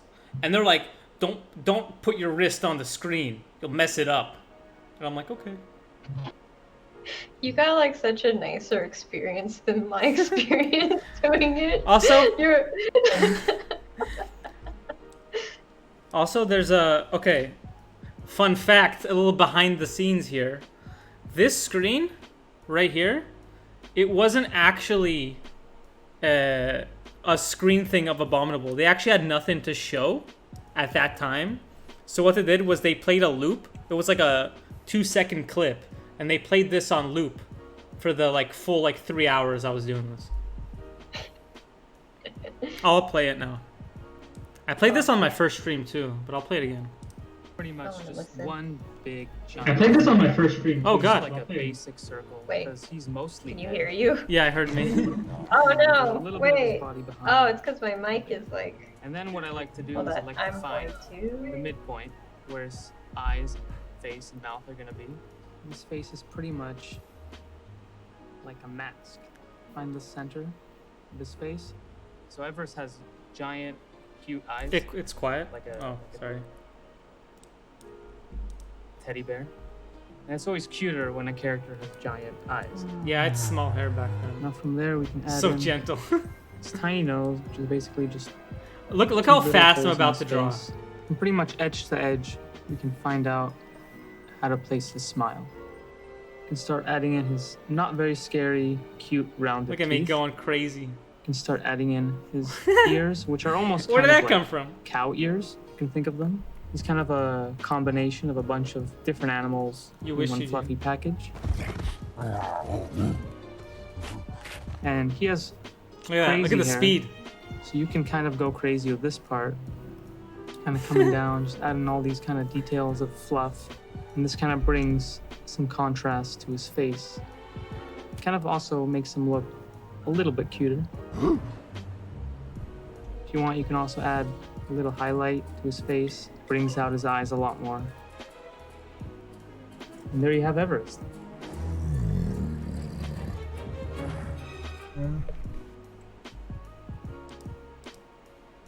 Did anyone watch Everest? Sorry, Abominable?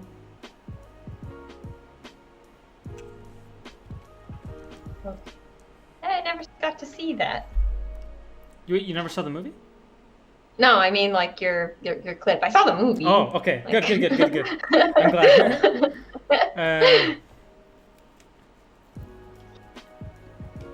It was fun. Yeah, I think it was. I really like snakes.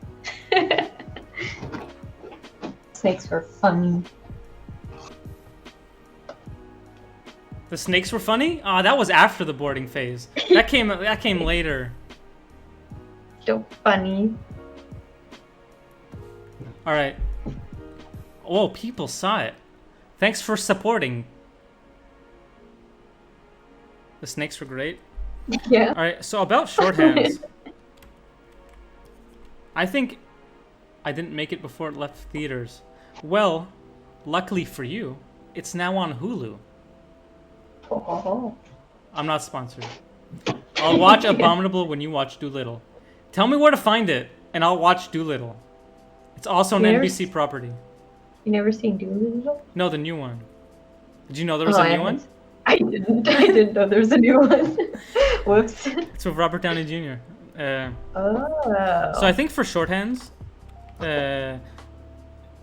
as long as the more you can get away with doing the least amount of work possible, the better kind of the shorthand is. So as long as people can tell the expression and the character on like first glance, then the shorthand works. So for instance, for Yi, I haven't drawn Yi in a while, but she kind of had like actual shape to her face, but I was always kind of just draw it as like a kind of like a watermelon. I would add like just the base to the hair, and then just kind of add like just basic shape and not care about like hair strands. Some people do hair strands. I don't, and I don't think that's like a good thing to invest time on, especially if you're rushing.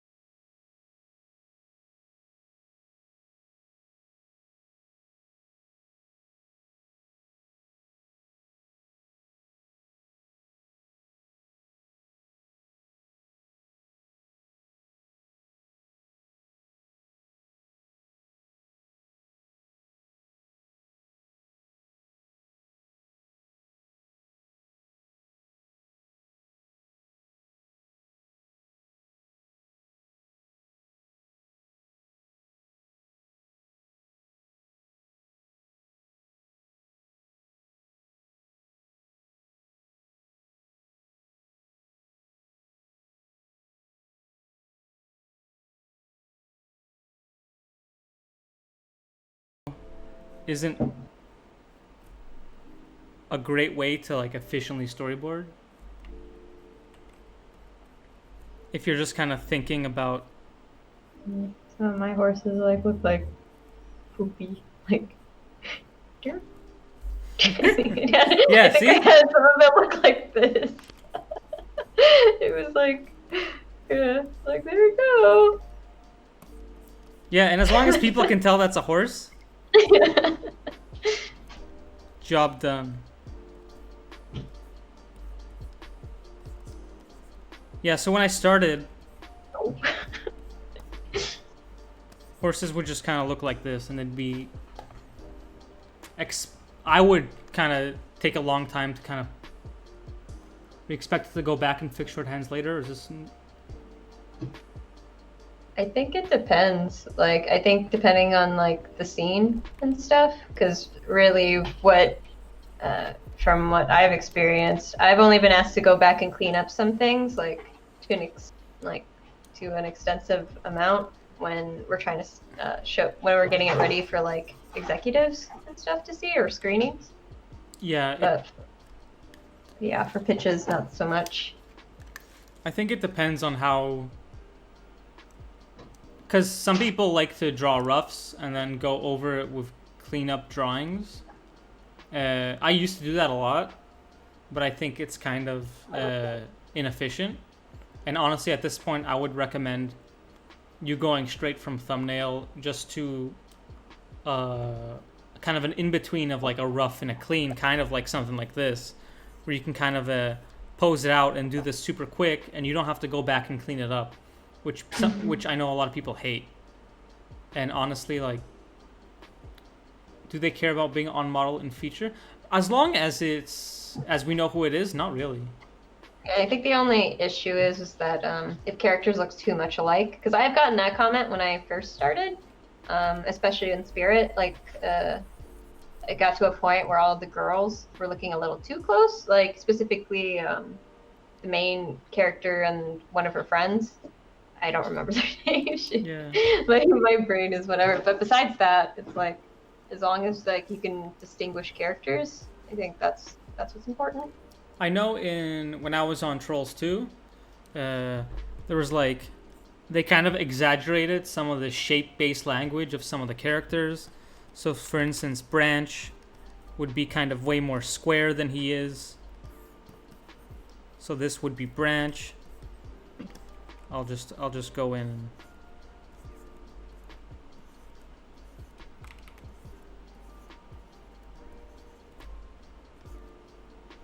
So Branch would kind of just be very kind of pushing what it would look like in the like in boards, so no one gets confused. And then Poppy would be a lot more. It's been so long, so I'm sorry. But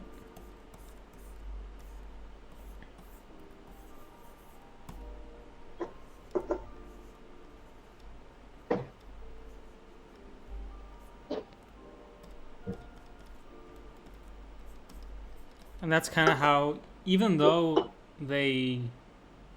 it's not really their model, I think it's kind of more effective to kind of push certain attributes in shorthand drawings. And I think if a character has like maybe a big gut and it's not that big in the model, if you push it a little bit in the boards, it's going to be more clear on who that is. Or if they have a square jaw, if you make that square, then people immediately recognize who that is. I haven't been on Trolls in a while, I'm sorry. I'm trying to remember how to draw anything besides the project I'm currently on, which I can't talk about. Yeah, let's not do that. Yeah, that definitely hasn't been announced. No, actually in TV, they expect a lot more things to be super clean. I'm not in TV anymore, and I know some studios are different, but when I was on Sunny Day, they expected all the dresses to look very how they're supposed to look, and there was a lot more restrictions on what I could and could not draw. Why is that, by the way? I'm curious myself. Because when the animators are animating it, let's say overseas, because I think Sunny Day was animated in like somewhere in like Southeast Asia, I think. They wanted to be very specific on what the animation was going to look like, and if it was off model, the animators couldn't really match it pose to pose, and it would sometimes end up not looking so good. I see. Yeah. Anyone else have a request for drawings? I want to draw you again. But I think I think they were really mad about that. Well, what? Because on Sunny Day, there was one soccer episode. The board artist drew so rough that you couldn't tell the three mains apart. And then all the revisionists had to redraw the whole thing. Draw Sunny? Oh, it's been a long time. 1 second. First, I want to show everyone how it looks.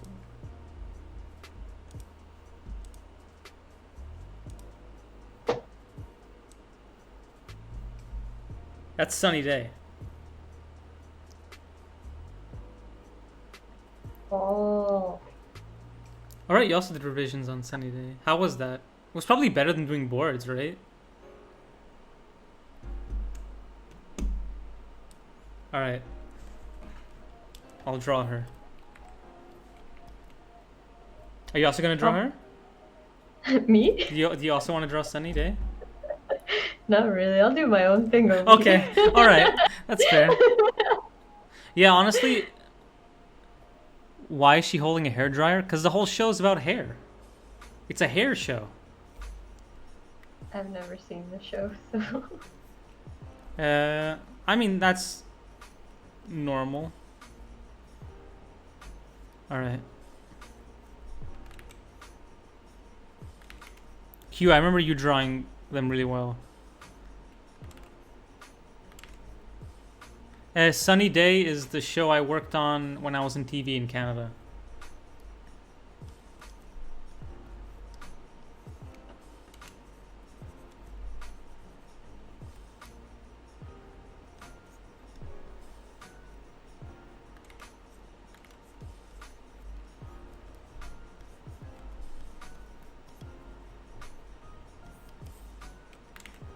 It's probably not on model.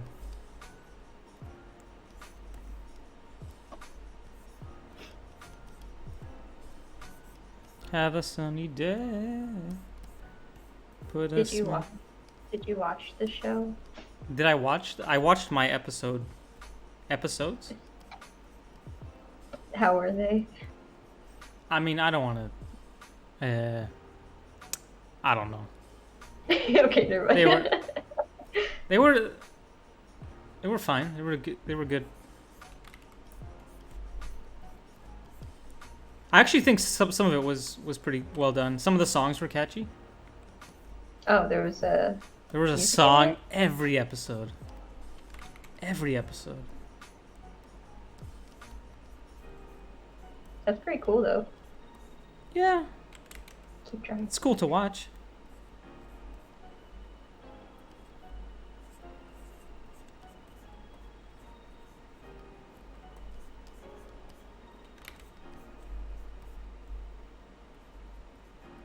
What was your first credit or whatever?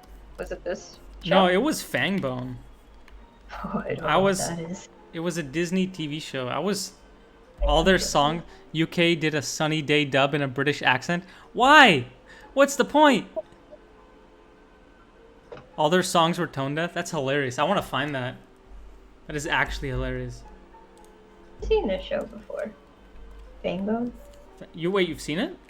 Or I said I haven't. Oh, okay. Yeah, I don't think. It was my first show at Pipeline. And I actually... Pipeline was a studio that did Sunny Day. And I actually really liked working on it. Cubum Lee was actually a story artist on it. It looks like a fun show.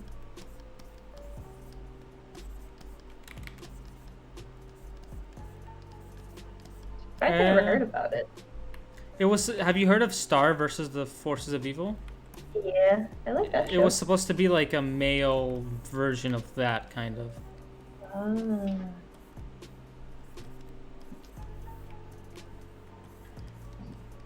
Did they ever do a season 2? Yo, that basketball, that was the best work I've ever done.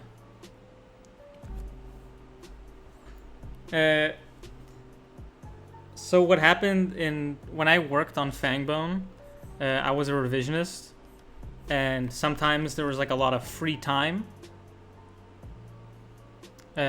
So for one shot, there was just like it was pretty much just a still. Like, it was literally a shot like this of a basketball.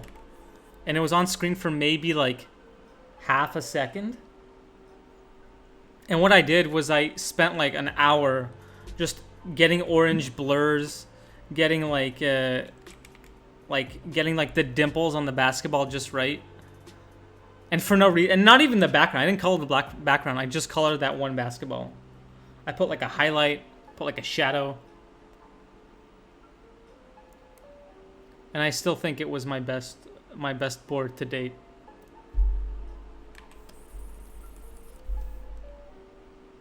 You are drawing Sunny Day. Kinda. I was like looking at what you were doing. And like, I also noticed I kept drawing girls with short hair. And I'm like, Well, it's been like what, 5 years? What is my favorite aspect about storyboarding? Sarah? huh. Well, I know for me, like it might be like a complicated answer, because I remember when I was in my interview, like, because a lot of people had mistaken my portfolio for a concept artist, because I went to a general school where they, you know, the schools where they teach you a jack of all trades kind of mentality with your education. But I would hate to be a concept artist, because I think it's just the story aspect, like, especially since I was studying to be a writer first. Like, I've just always been drawn to story, so I kind of like building the characters and like finding their motivation and finding the characters and who they are and shit. I don't know, maybe that's a very pretentious answer, but I really like that, because it's like a puzzle almost, like problem solving that. I think that's a good Like, answer. Yeah. Oh, Thank you. wait. What is your least favorite aspect about storyboarding? Oh, shit. I've never been asked this before. Yo, Least you making me think, Poca59. When you Clean up. For me, clean up. when you first get the script, how do you approach starting the board? For me, I like walk around for like an hour trying to like visually imagine how it would look like. And then kind of then on the script, and then I would just kind of start. So for me, I would, if it's like boy walks down the street, boy walks down street. Let's see.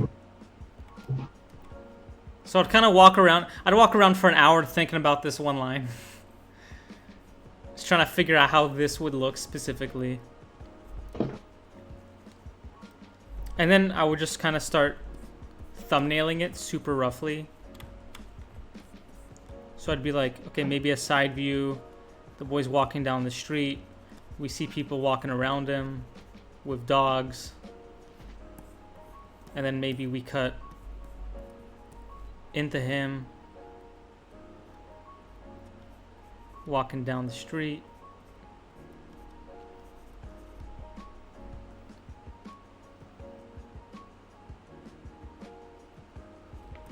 And then you'd kind of, and I would kind of do kind of multiple versions of this kind of. So I'm like, oh, maybe it's a down shot instead. And he's walking. And I'd kind of like, I kind of like figuring it out by drawing it. Is it more educational than me playing Outlast 2?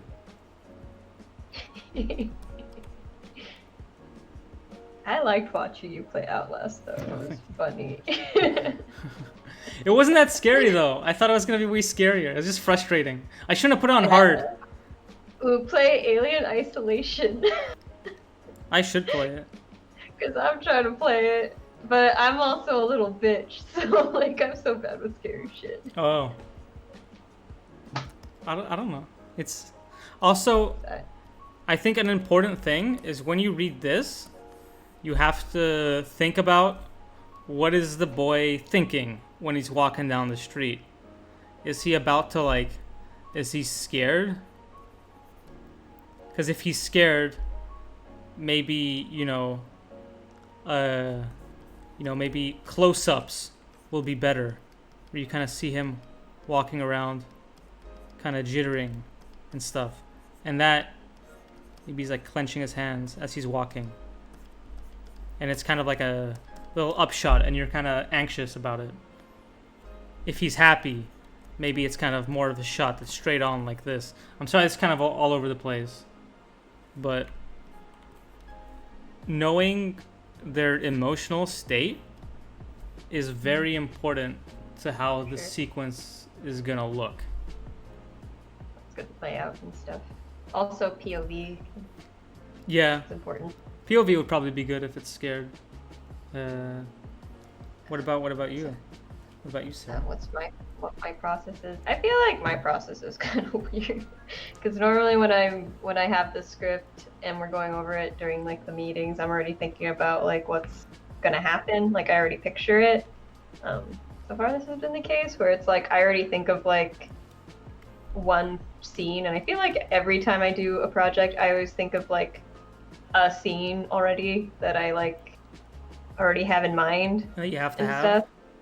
Yeah, I mean, I don't have to have it. It just happens, like, because I always like get ahead of myself whenever I'm like doing that. Sometimes it's bite me in the butt.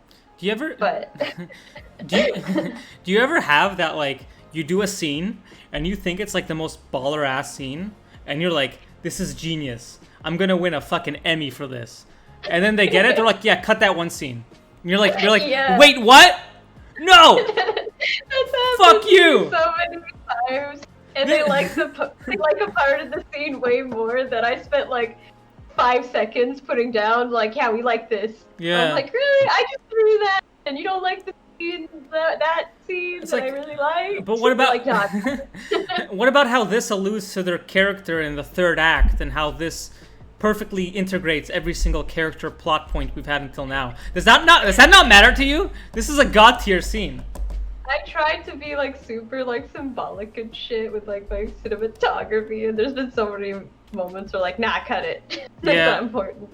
We're like, we like this joke. Let's keep just that. And I'm like, okay. But at the end of the day, it's like the director's thing. But anyways, yeah, I think of that. But then I also have to consider like, what's the point of the scene? Because I tend to like it's like over-explain or word, like the equivalent of word vomiting I do like with my scenes sometimes, so I'm learning to like summarize it a lot better because I tend to do that, but it takes me a while before I actually get into like actually roughing it out. Normally, like, I know we've had projects where we've had to like help with the script a little bit because sometimes we're waiting on that, so it's like sometimes I write that over and over again if there's no script. But also when we do have a script given to us, that actually makes it so much easier. But I thumbnail a lot, like a lot. They're not like legible too. They're not pretty thumbnails. Yeah. They're like scribble. They're essentially just like the equivalent of like chicken scratch notes, note taking when you're like in a talk or something. Like only I can read it. Yeah, and I think that's smart. Yeah, so it saves you a lot of time if you like plan it out. And I thumbnail like a lot before I actually get into it, and then I also just rough pass it like as fast as I can and see if it works. And typically like that is good enough to like show my team. So like I typically go pretty fast with that, but that's my process generally. We still have to answer the question, what's your least favorite aspect about storyboarding? Right. Mine is cleanup because all the fun parts are already done. You know, the creativity, the creative part, and you kind of have to slow down. And like, I mean, it's still nice to slow down and just put on a podcast or put on an anime and like clean up your stuff and all that. But the part where you're actually trying to figure out the scene is like the part I like. I don't get how you watch anime and read the subtitles and work at the same time. That's honestly insane to me.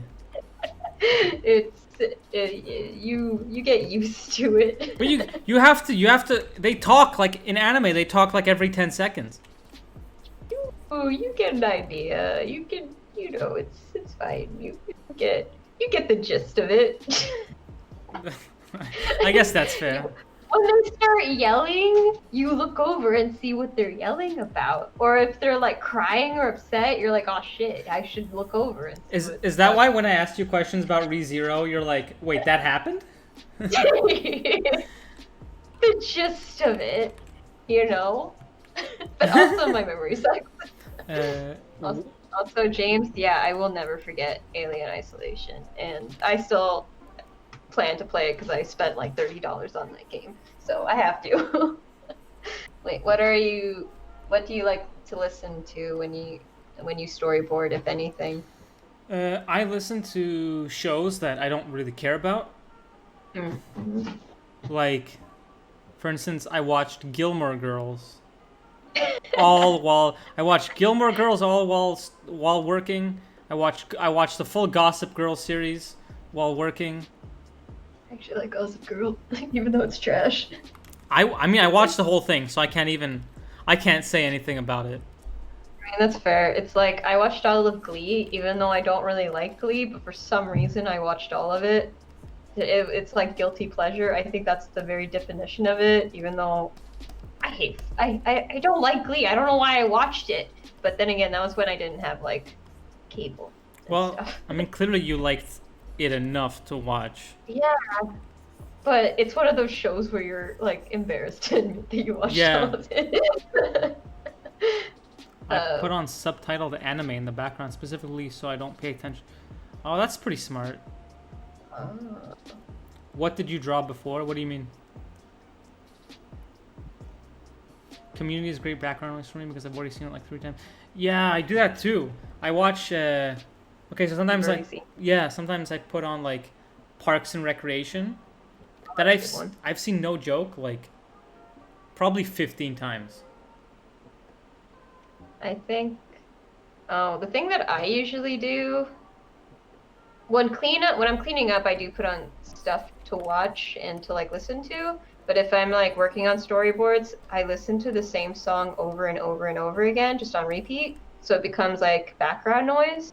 And if it influences the scene, like if it's like a hyped up scene or if it's a sad scene, I put whatever song kind of influences that feeling in me. So it influences my boards because I get easily influenced by things. So it's like I do that. Oh, Which that's why I always have headphones on. I remember like Hey Jung is like, you can take your headphones off. It's okay. I'm like, nah, you're gonna listen to the same song over and over again. You don't want to listen to me. Like I have like an annoying habit and stuff. She probably would have hated being my office mate if like she heard what I'd listen to like all the time. Interesting. Wait, Heejung said it was okay for you to watch stuff without headphones? Without, yeah. Man, that's like, crazy. She was fine with it being like low volume and stuff, but I knew that I watched a lot of trash, so I didn't want to put her through that. Yeah,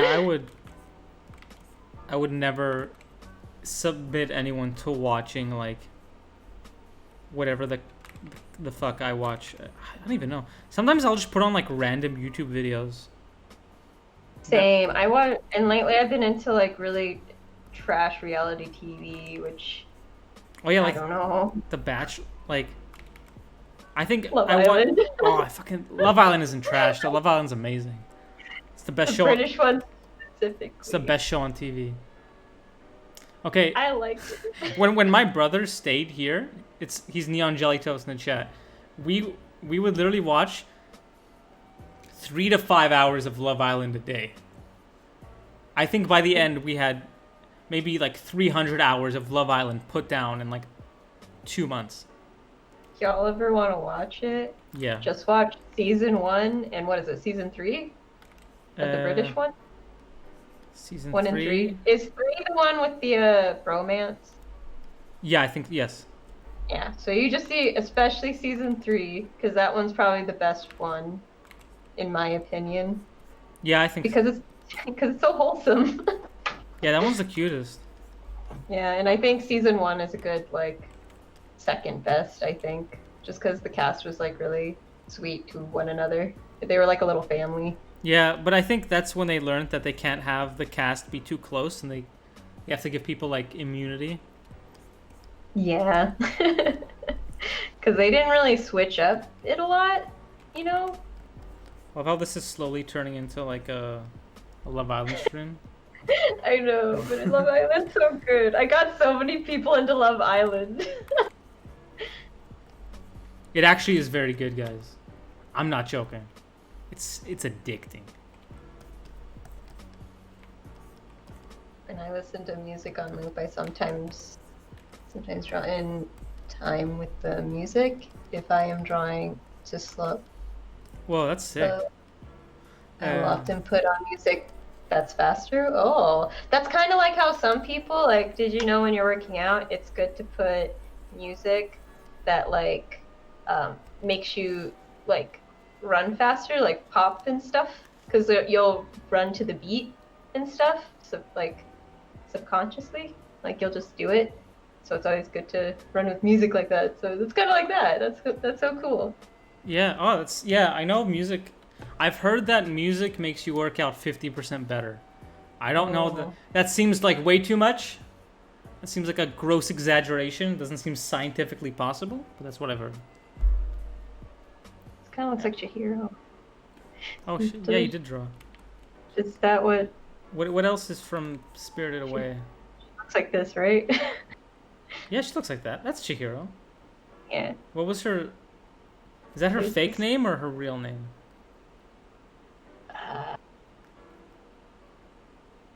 Anime openings are great for when I run. Yo, true. I think Chihiro is her real name. I don't remember what her real name.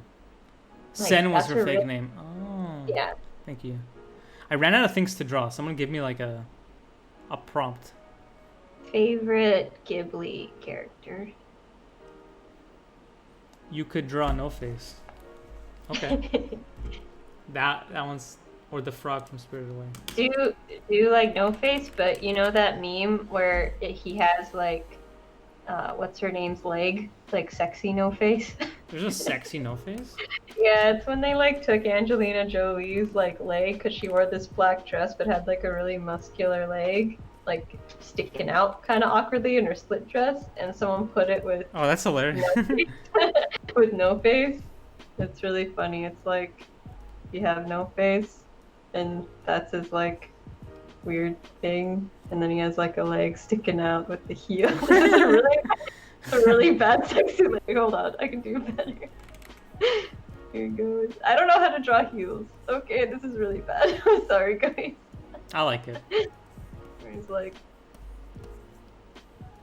brr.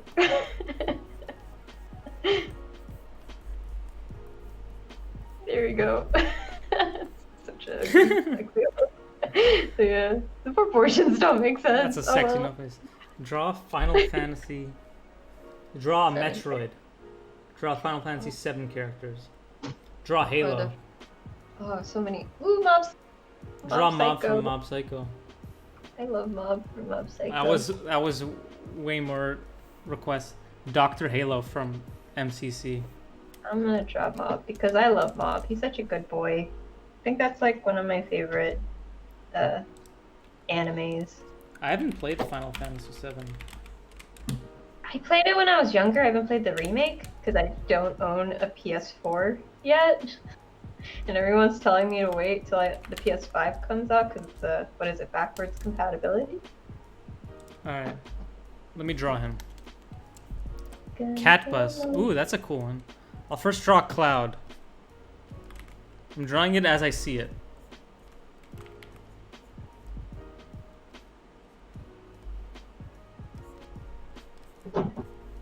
Sorry, my drawings aren't the best today. I didn't warm up. I feel like I always do that. I don't warm up before streams. Yeah, we should have warmed up.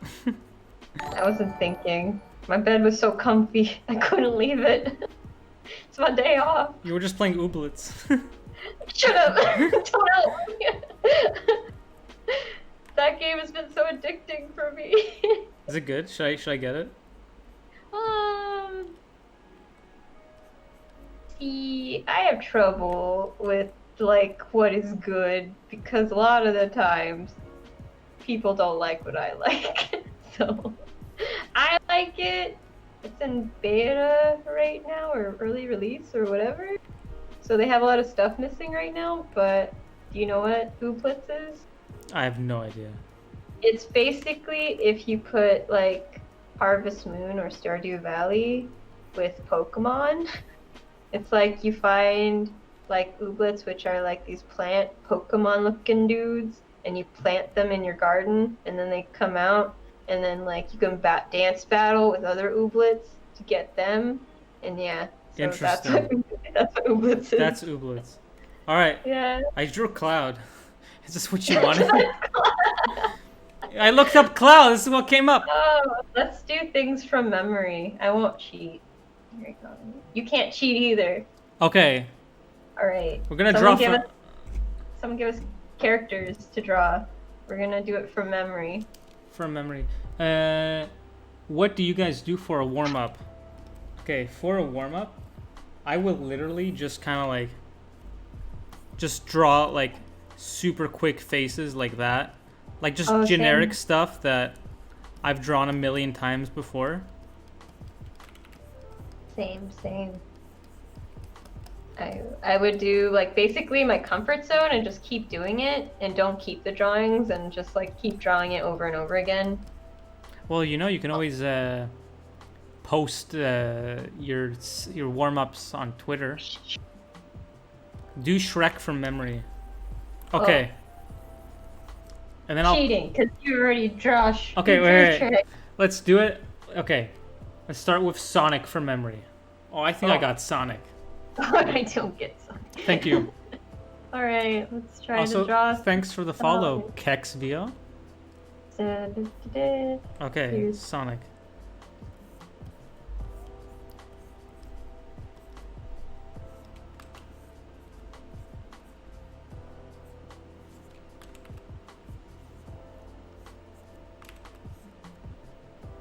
Oh, fuck. He looks like that. Does he have ears? Thing? Something's missing though. I think he must have ears. Like real ears like that. And then he has like his old body. And he wears gloves. I think it'd be a lot better if like we weren't seeing each other's drawings. Oh, I wasn't looking. Are you looking at mine?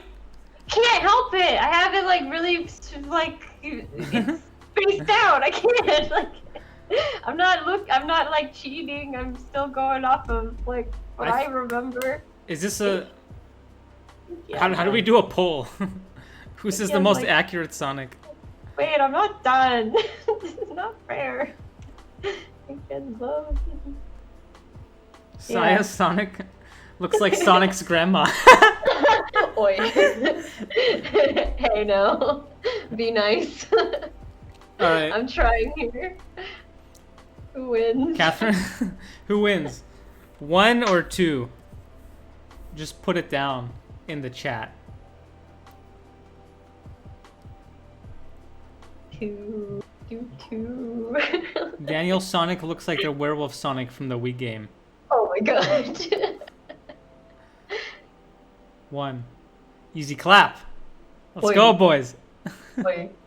Sayah's shoes look more accurate, but Daniel's face looks a bit closer. 2! Hey, stop it! No! Yay! No! Yay! Alright. Yeah, Alright. Alright. You know what? Oh wait, we could actually do a poll, can't we? What? I don't know how. Sometime you're on? Hold on. Daniel's looks like the movie Sonic before the fix. Yo! Oh hell yeah. Oh my god. You know what? It might be the after the fix. I take that as a compliment. Oh? I think that was a better movie, and I think they're worse off for fixing it.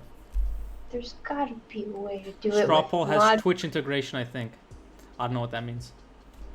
What kind of setup do you guys use at work? Pretty much this.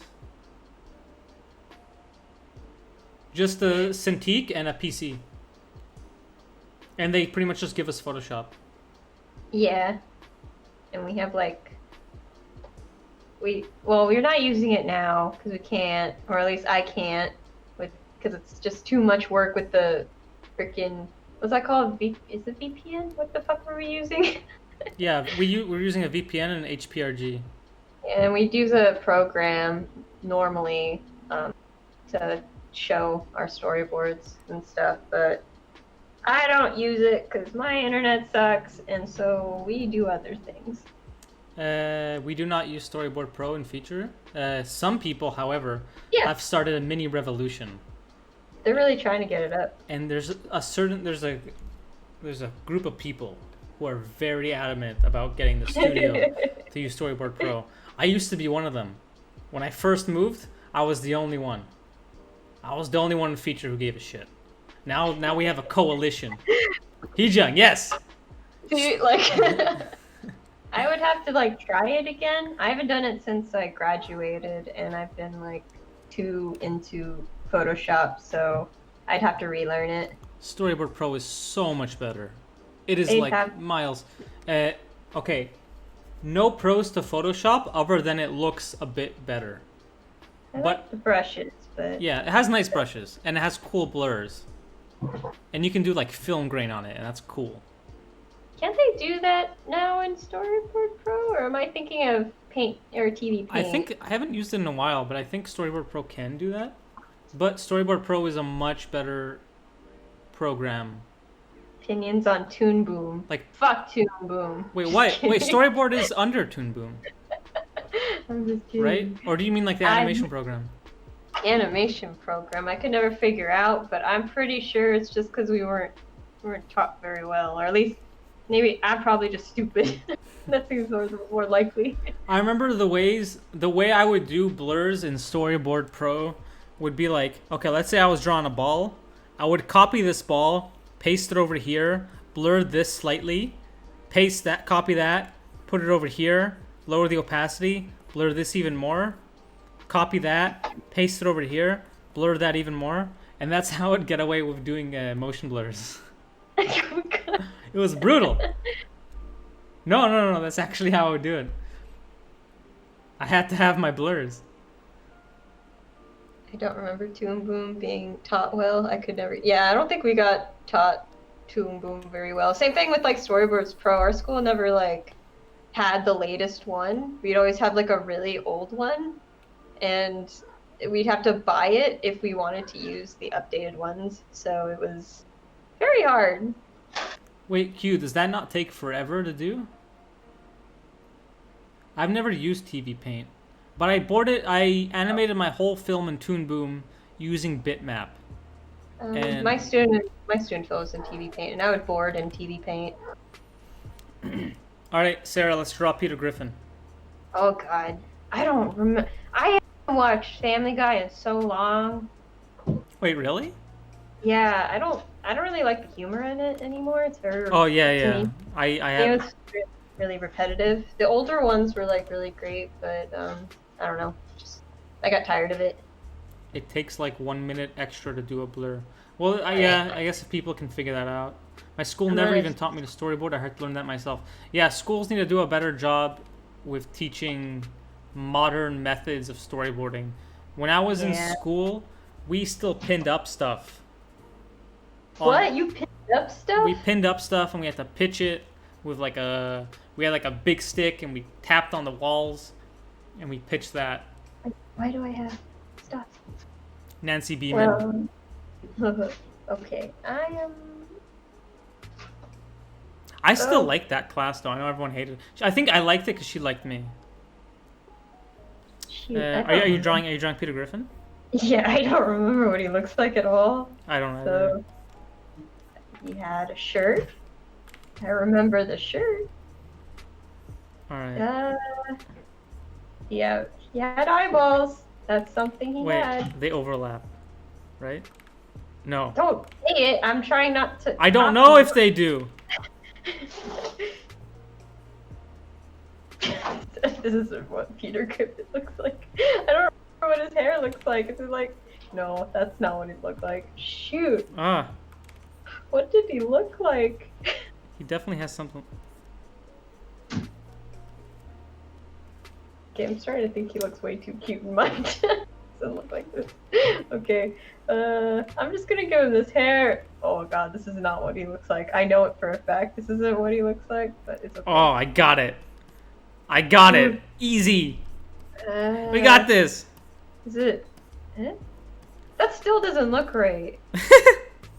Oh, whatever. I'm just gonna do that. You probably got it. I haven't seen this in so Daniels long. looks like the guy from Symbiotic Titan. Are you kidding me? Look how good it looks. I think he had a...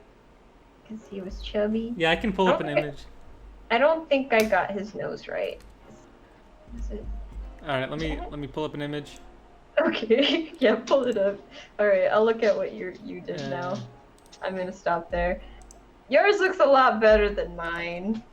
Like, mine's so bad. Oh, I think we both kind of fucked up. Oh, did we? I feel like yours is closer though. Like you got the mouth right. Like it looks like what did? Well, let me look it up. Here. Oh, yeah. I think yours is closer. Yeah. Yours looks a lot closer than mine, at least. I think so. I think we both fucked up. I think if we combined ours, it would be closer. But I do think yours makes me think of Peter Griffin a lot more than mine. That's fair. I think Sayah has the proportions. Daniel has the spirit. Yeah. I think the spirit's more important, though. I think the spirit's more important. So I think Daniel won that one. Yeah, all right, I'll take that. I saw a question earlier on if it's important to learn Storyboard Pro and Photoshop to be in the industry. I don't remember when that was. It was a while ago, but I remember seeing it. And the programs are so easy to teach that I don't know if the person who asked is still here, but the programs are so easy to teach that I don't think it matters if you know it. I remember I had a teacher at like my school who I won't.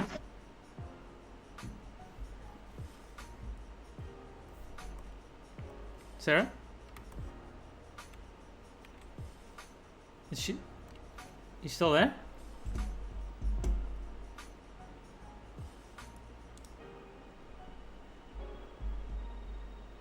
Oh god, what happened? The teacher that she couldn't talk about, he got to her. What happened?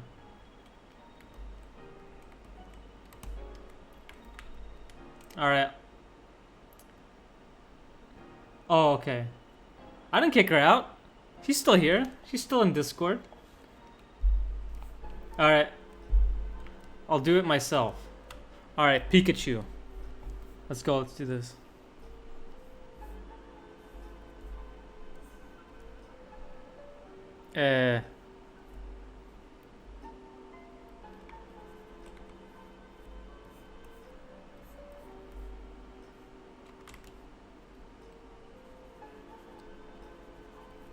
This really shows me how bad my memory is.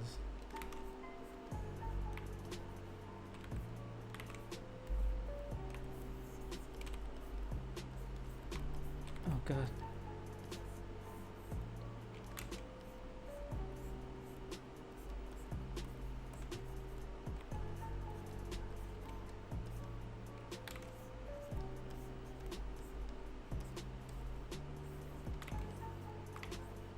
Is that Raichu? Is that right? Does this look like Pikachu? Let me see what's up with Sarah.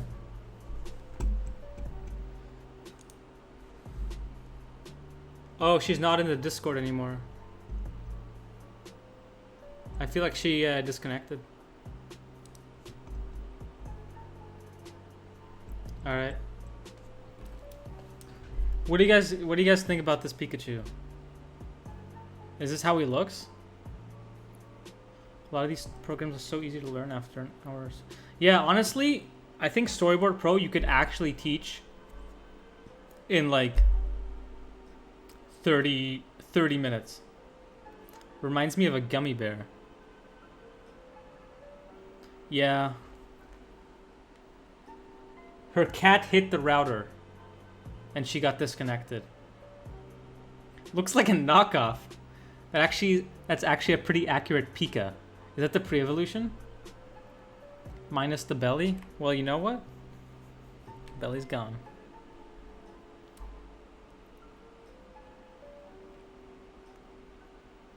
I did not realize how hard it would be to...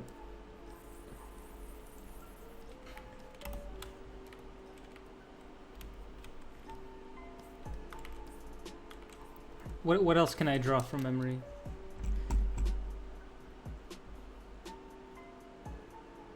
What's the guy from Symbiotic Titan avoid B?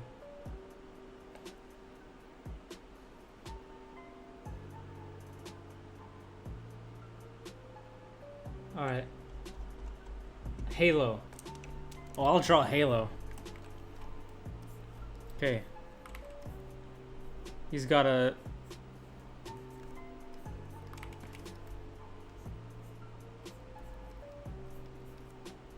He's got those cute little eyes.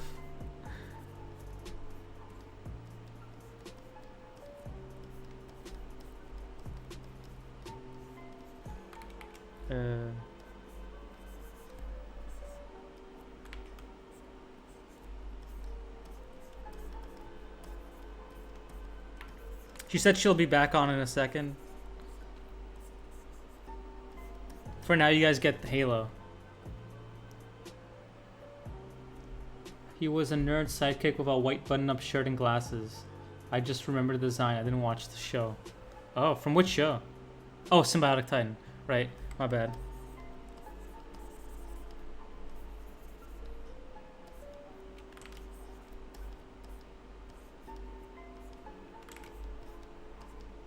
Halo's got a little diaper.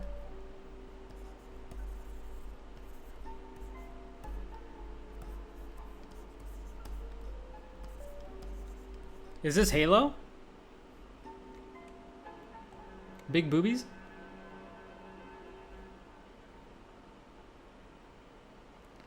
Octus, aka Newton, was the robot nerdy guy from Symbionic. Oh, Symbionic. Oh.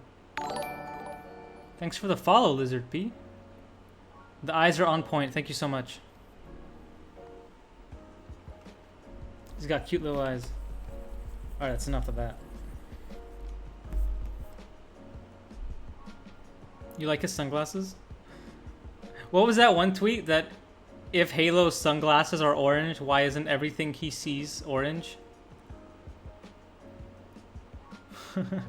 It's true. Alright.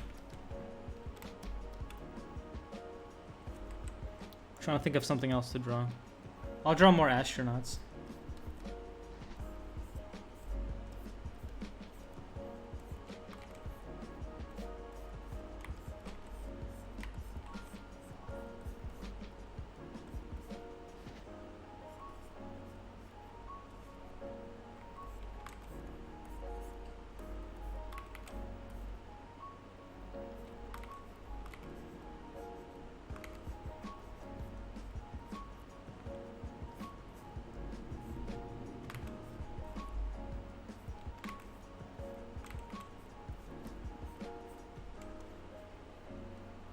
Thanks for this. It's been great. Going to bed.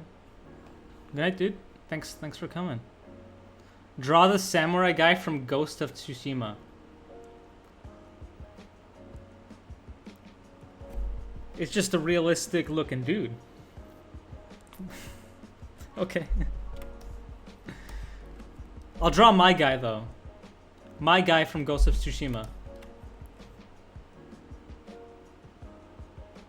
Draw the ghost before he dies and becomes a ghost. I see you two have played the game. Draw Zootopia. No, that's against TOS. I can't do that.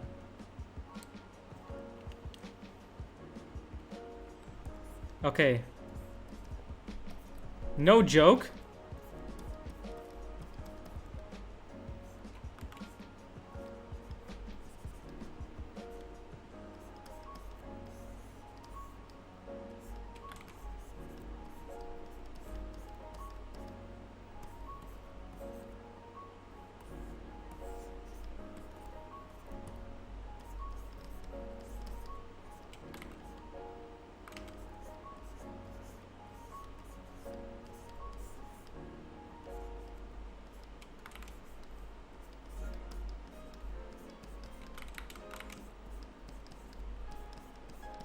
This is how my guy looks.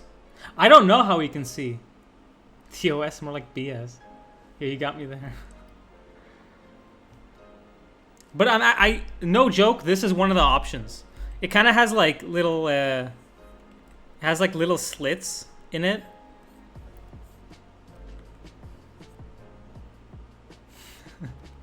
It's so stupid. I look so stupid in the game. You should play it. All right. I'll finish this.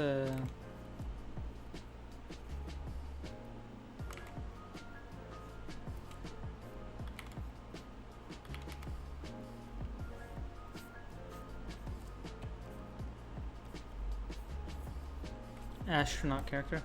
I love designing like spacesuits. It's the one time.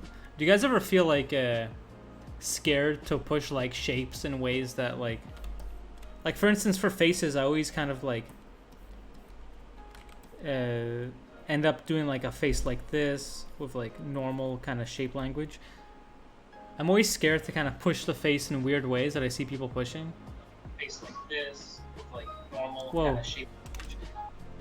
I'm always scared to kind of push the face in weird ways that I see people pushing. Face like this. No, Sarah. Shape.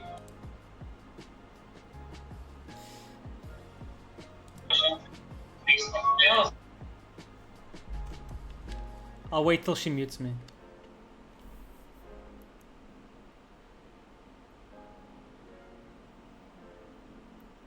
Okay, I hit my writer and now my internet's not starting up.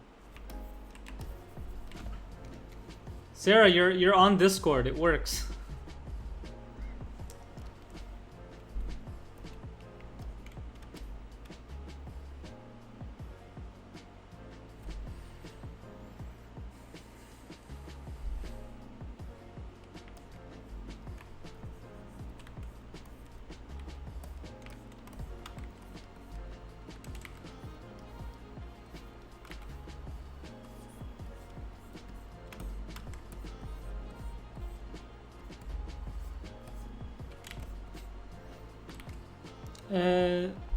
It's almost 10, so maybe I'll do another 15 minutes and then call it a day. If anyone has any like last minute questions, I can answer them now.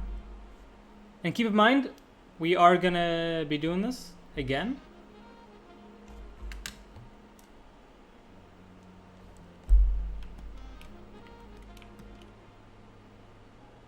So if you guys have anything else you want to ask.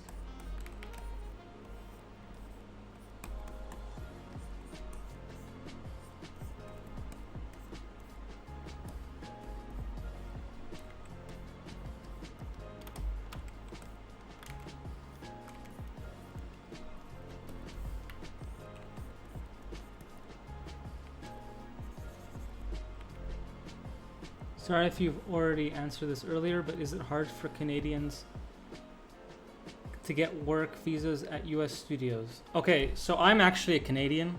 I don't know if you know that. So it all depends on if you have a if you have a bachelor's degree, because that makes it infinitely easier to get a job in the US. Because then they can sponsor you for a TN, which is very easy to get. But if you don't have a bachelor's degree, it's kind of a lot harder. And your kind of skill level has to be overall higher unless you go to school in the US, and then it's a whole different story. But if you have a bachelor's degree, it's pretty simple. Because you literally get the visa at the border. I know you probably get this a lot, but tips on trying to get it into the industry. Honestly, yeah, exactly. Sheridan is good for that. Oh, no problem. Are you Canadian?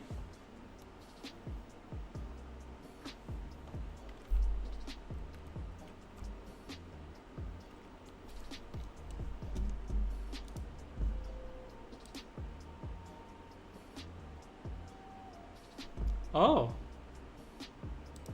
You're gonna be soon? Hello? Oh, I can hear you now. Oh. Sarah's back. Yeah, I'm back. Can you still draw, or are you on your phone? No. I can draw. Okay. Like, as I was typing that into chat or whatever, of course, like, my thing pops and I can get on here again. Never mind. It was just weird. Okay. All right. Are you immigrating to Canada right now? So one of my biggest tips to get into industry is focusing on social media and portfolio. I think social media right now is a huge thing to get into industry. I said it at the start, but I think 90% of my job offers have come from social media and people finding me online. Obviously, there's the whole, like, you still have to have the skill level to match it. But being able to show your stuff on social media is such an important part of it.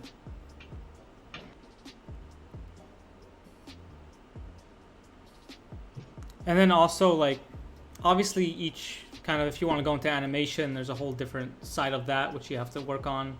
Every studio is kind of different.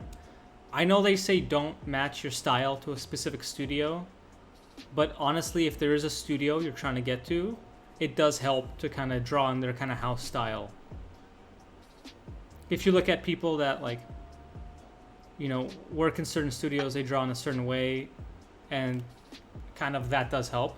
I know people say don't do that, but it honestly will help to get into certain places. But I don't think people should do that.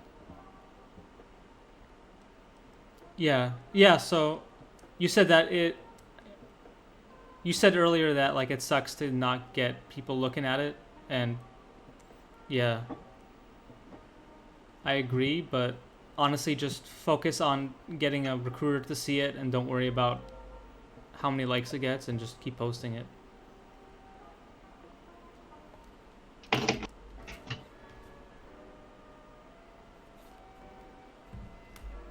Do you look at...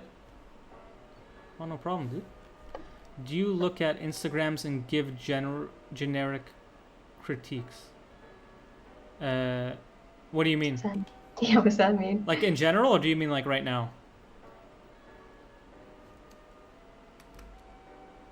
If you want me to look at your Instagram on the stream, I can do that.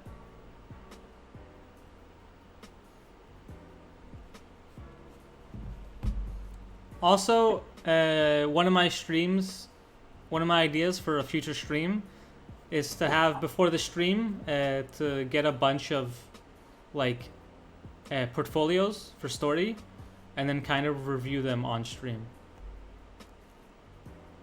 I didn't really plan for that now, but I'll definitely do that for a future stream. And then maybe get through like 4 or 5 of them at a time. Yeah, sure, you can link. Are you able to link on? Yeah, you can link. Yeah? Okay. Because I know I know on my stream I can't figure out how to disable it, but you're not allowed to put links on my stream. Oh, no problem. I'm trying to figure out how to fix that. Yeah, I think the industry benefits from people being more open about it. What kind of arts or posts do you think get more attention? So I think the things that gets most attention is you being consistent with the kind of stuff you draw. I personally don't like doing this because I feel like it shoves me into a box. I remember there was a while where I was just posting like dogs and stuff, and then when I didn't post a dog, I would not get a lot of likes, and that kind of sucks. So I think draw whatever you want.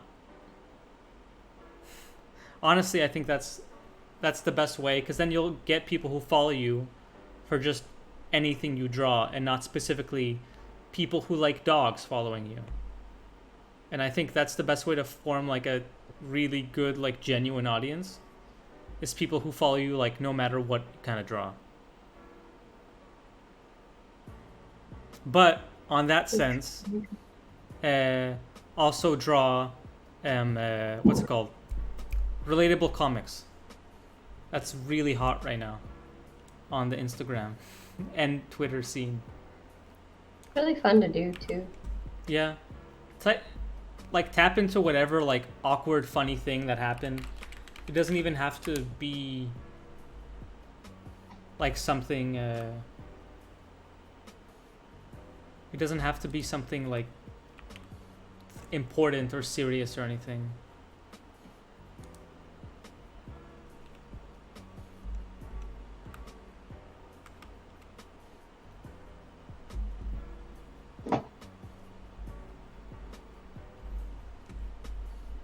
Okay, this is your Instagram, right?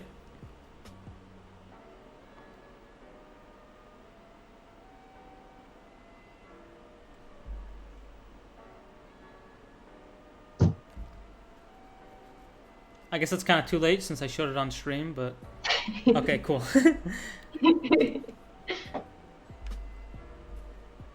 Okay, so what is it that you want to like go into?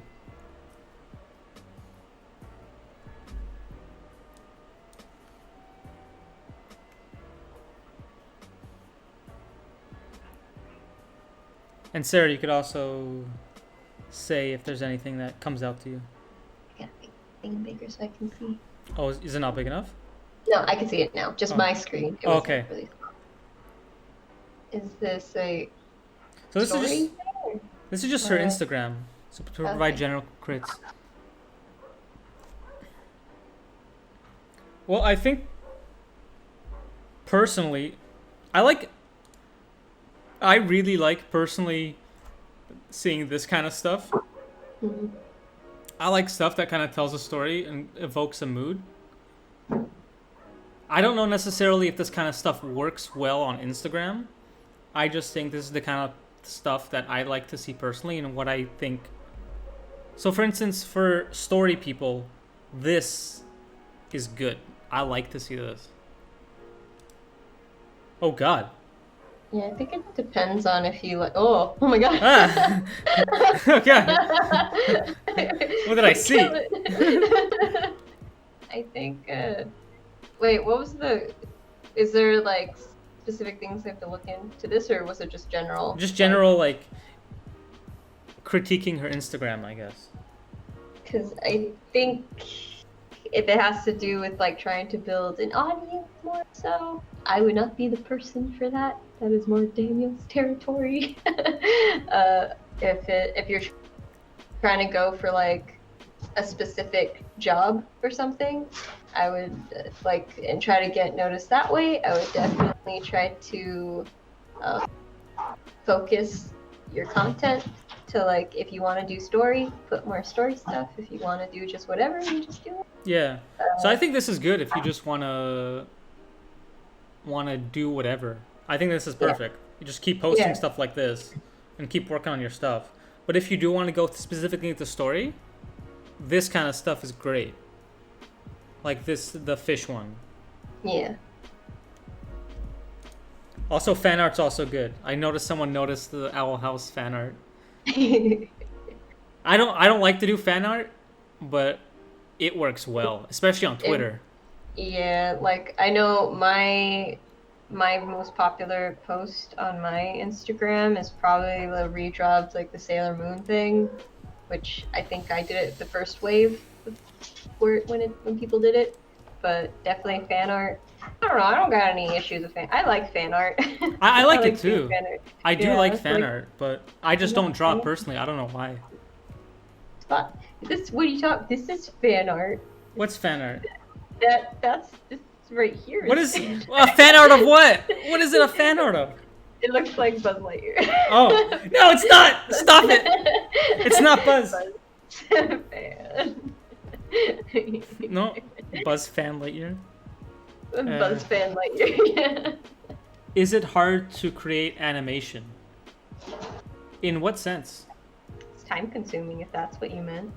Overall, it's very hard to learn. Actually, it depends on what kind of animation you want to do. There's 3D animation. Nah, easy. Oh my god.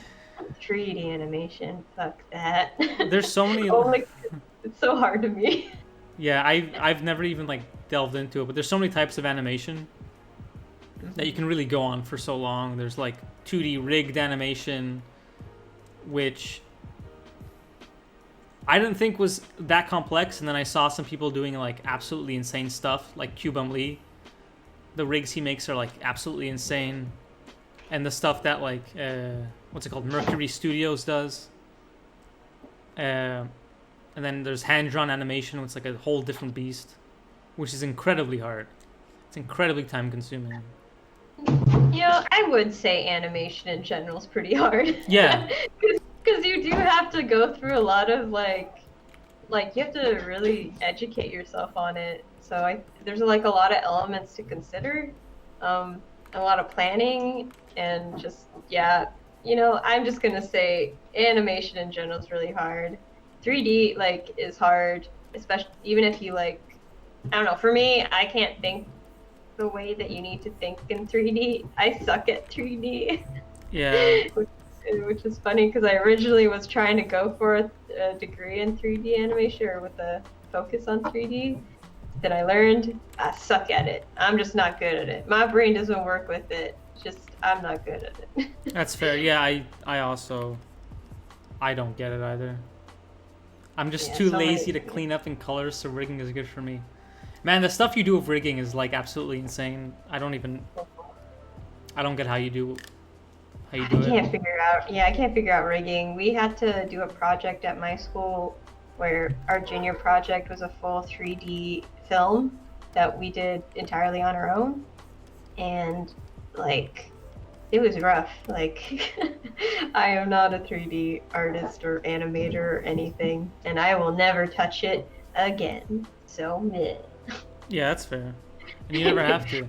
That's one of the good things about storyboarding, is that you can not be meticulous like you are with animation, which is very meticulous. Storyboarding, you can be like, hey, look, a face. I'm a storyboard artist. Yeah. That's really accurate. Like you don't have to worry about cleaning up your drawings too much. Yeah. In like animation, you're kind of, at least for hand drawn, you're like between like two lines trying to accurately sketch out like a thing.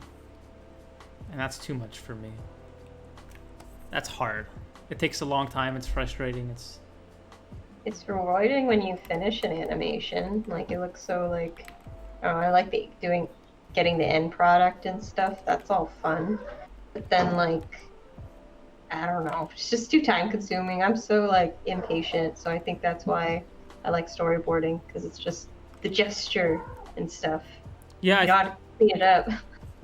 I think that's the reason why I haven't like really. I keep talking about doing animations and I keep trying to like start it up again, but every time I get to it, it's so hard, and so like you have to be so disciplined to do it. I really commend anyone who does it professionally. It seems so impossible for me. So I've heard like from people who like see what we do say the exact same thing, but to us. Like saying like, I can't think of that many things. That's too many like elements to juggle around and stuff. Yeah, you have to write, you have to think about like every little factor. When are you gonna finish, clean up, and color your film? Right. That's gonna be a hard never. I actually lost a lot of my files, and I wasn't able to even like recover. So I didn't think I can do it at all. Oh, that sucks. I actually only lost a week's worth of work, but I had done so much in that week that it was half my film. Yeah, it's still a lot. A week is a lot. Yeah. It was half a film's worth of work. Which probably says more about my work ethic.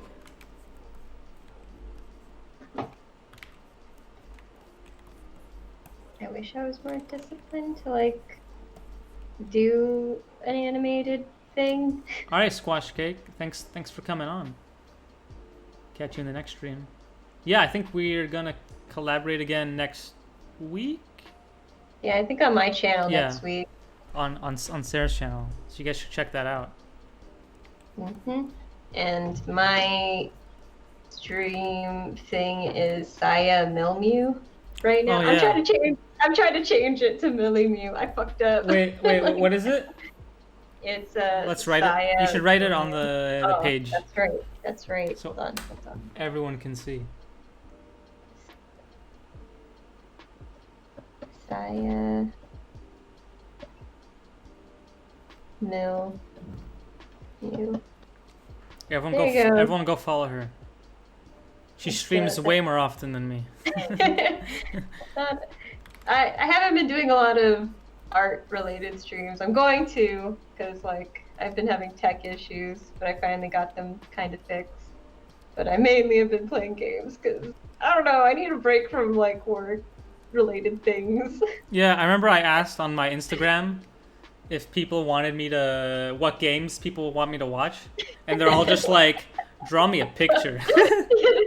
So like, fuck you. They're like, no, no games. Hey, now. I'm like, okay.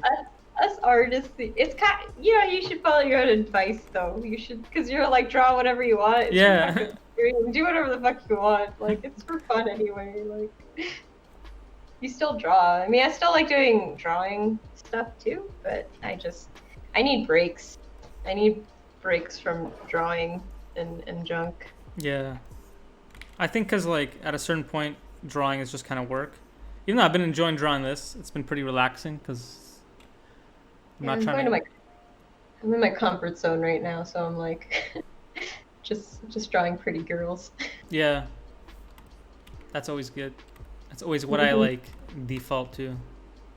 Oh, thanks for posting that, James. But yeah, next week, probably around the same time, we'll be doing another one of these. Yeah. And more chit chat. Aren't you gonna be having more streams with like not just me, but with other people too? Oh yeah, I'm gonna have a... I don't know when, I think in 2 more weeks. I think I'm gonna do a Sonic stream where me and my Sonic obsessed friend, he's gonna teach me Sonic lore until I cannot stand it anymore while we draw Sonic OCs. And then at the end, he's gonna quiz me on how much I know about Sonic. That sounds so stupid. It sounds like the dumbest thing I've ever come up with, but But I want to watch it. I'm glad. Oi. Sorry, my cat's being so annoying. Stop being annoying. Stop it. Stop it, Millie. She doesn't want me drawing right now. Oh, Cats get jealous. Did you know that? I did not know that. Yeah, they get jealous. She gets jealous a lot whenever I'm not paying attention to her.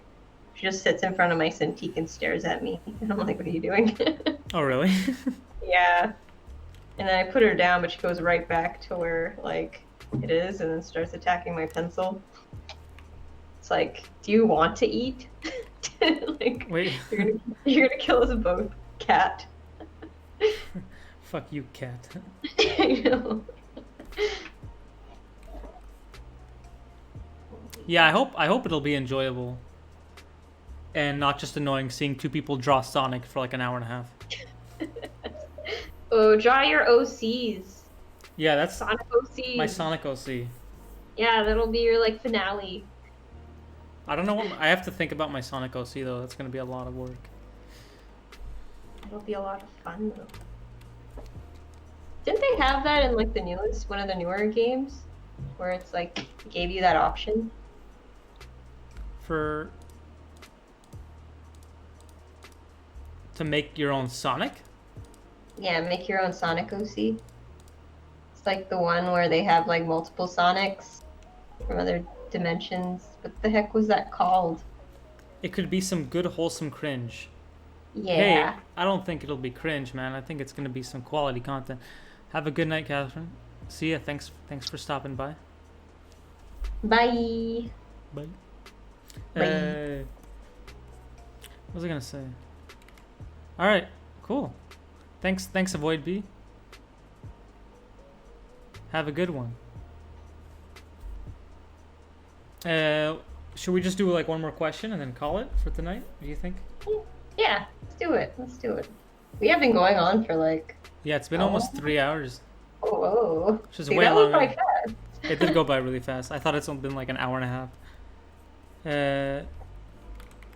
If anyone has one final question. Yeah. Ask away. Just as I'm warming up. I'll definitely do more. Yeah, let's prepare better for next week. My Yeah. drawings were so bad in the beginning. Now I'm finally like warming up. Yeah, that's why you warm up. Thanks, Adatum. I appreciate Love that. your streams. Please do it. Yeah, you should do more. How do you warm up? I think we already answered that. How do you warm up? I think we already answered this one. Can answer this again, but how about a new question? Yeah, but it's pretty much we just warm up by drawing stuff we're very comfortable drawing. Like, for instance, what we're drawing right now. Yeah, that's exactly why I keep going back to drawing cute girls. Cute anime girls.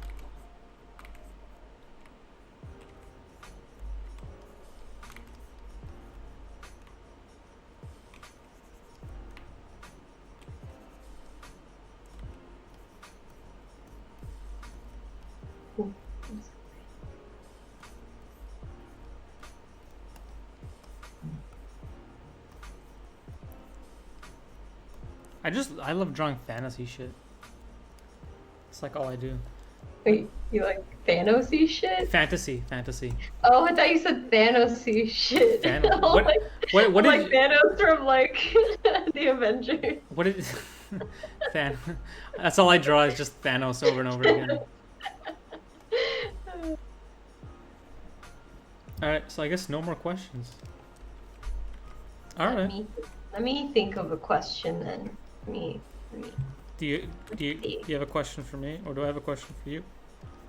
Well, I guess like, have you been working? Because we were talking about like we don't want to animate, but have you like been working on any projects or plan to work any projects outside of work? I know it's like really hard to like. Yeah, so I keep saying that I'm gonna do one, and I've had this like comic idea in my head for like years, and everyone who knows me probably has heard a bunch of my ideas over and over again. At least some people have. But yeah, I always have this kind of like fantasy comic idea that I want to work on. It's actually the one that I...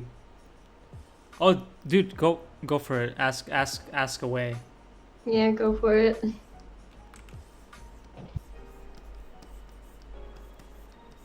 Take the last question. But yeah, that storyboard I worked on, the fairy child, I don't know if you ever saw it. Yeah, I did. I liked it. I like the idea of it. Yeah, so I wanted to turn, that's like a prequel to my comic idea. Oh, that's so cool. So I have to, that's the reason why like I did it, is because the best way I could like visualize a comic was through like boarding, because that's, every time I think of a comic I always think of it in like a boarding sense. And it's hard for me to picture like how to actually properly pace a comic. It's really there were a lot of elements that I had to consider when I was making mine.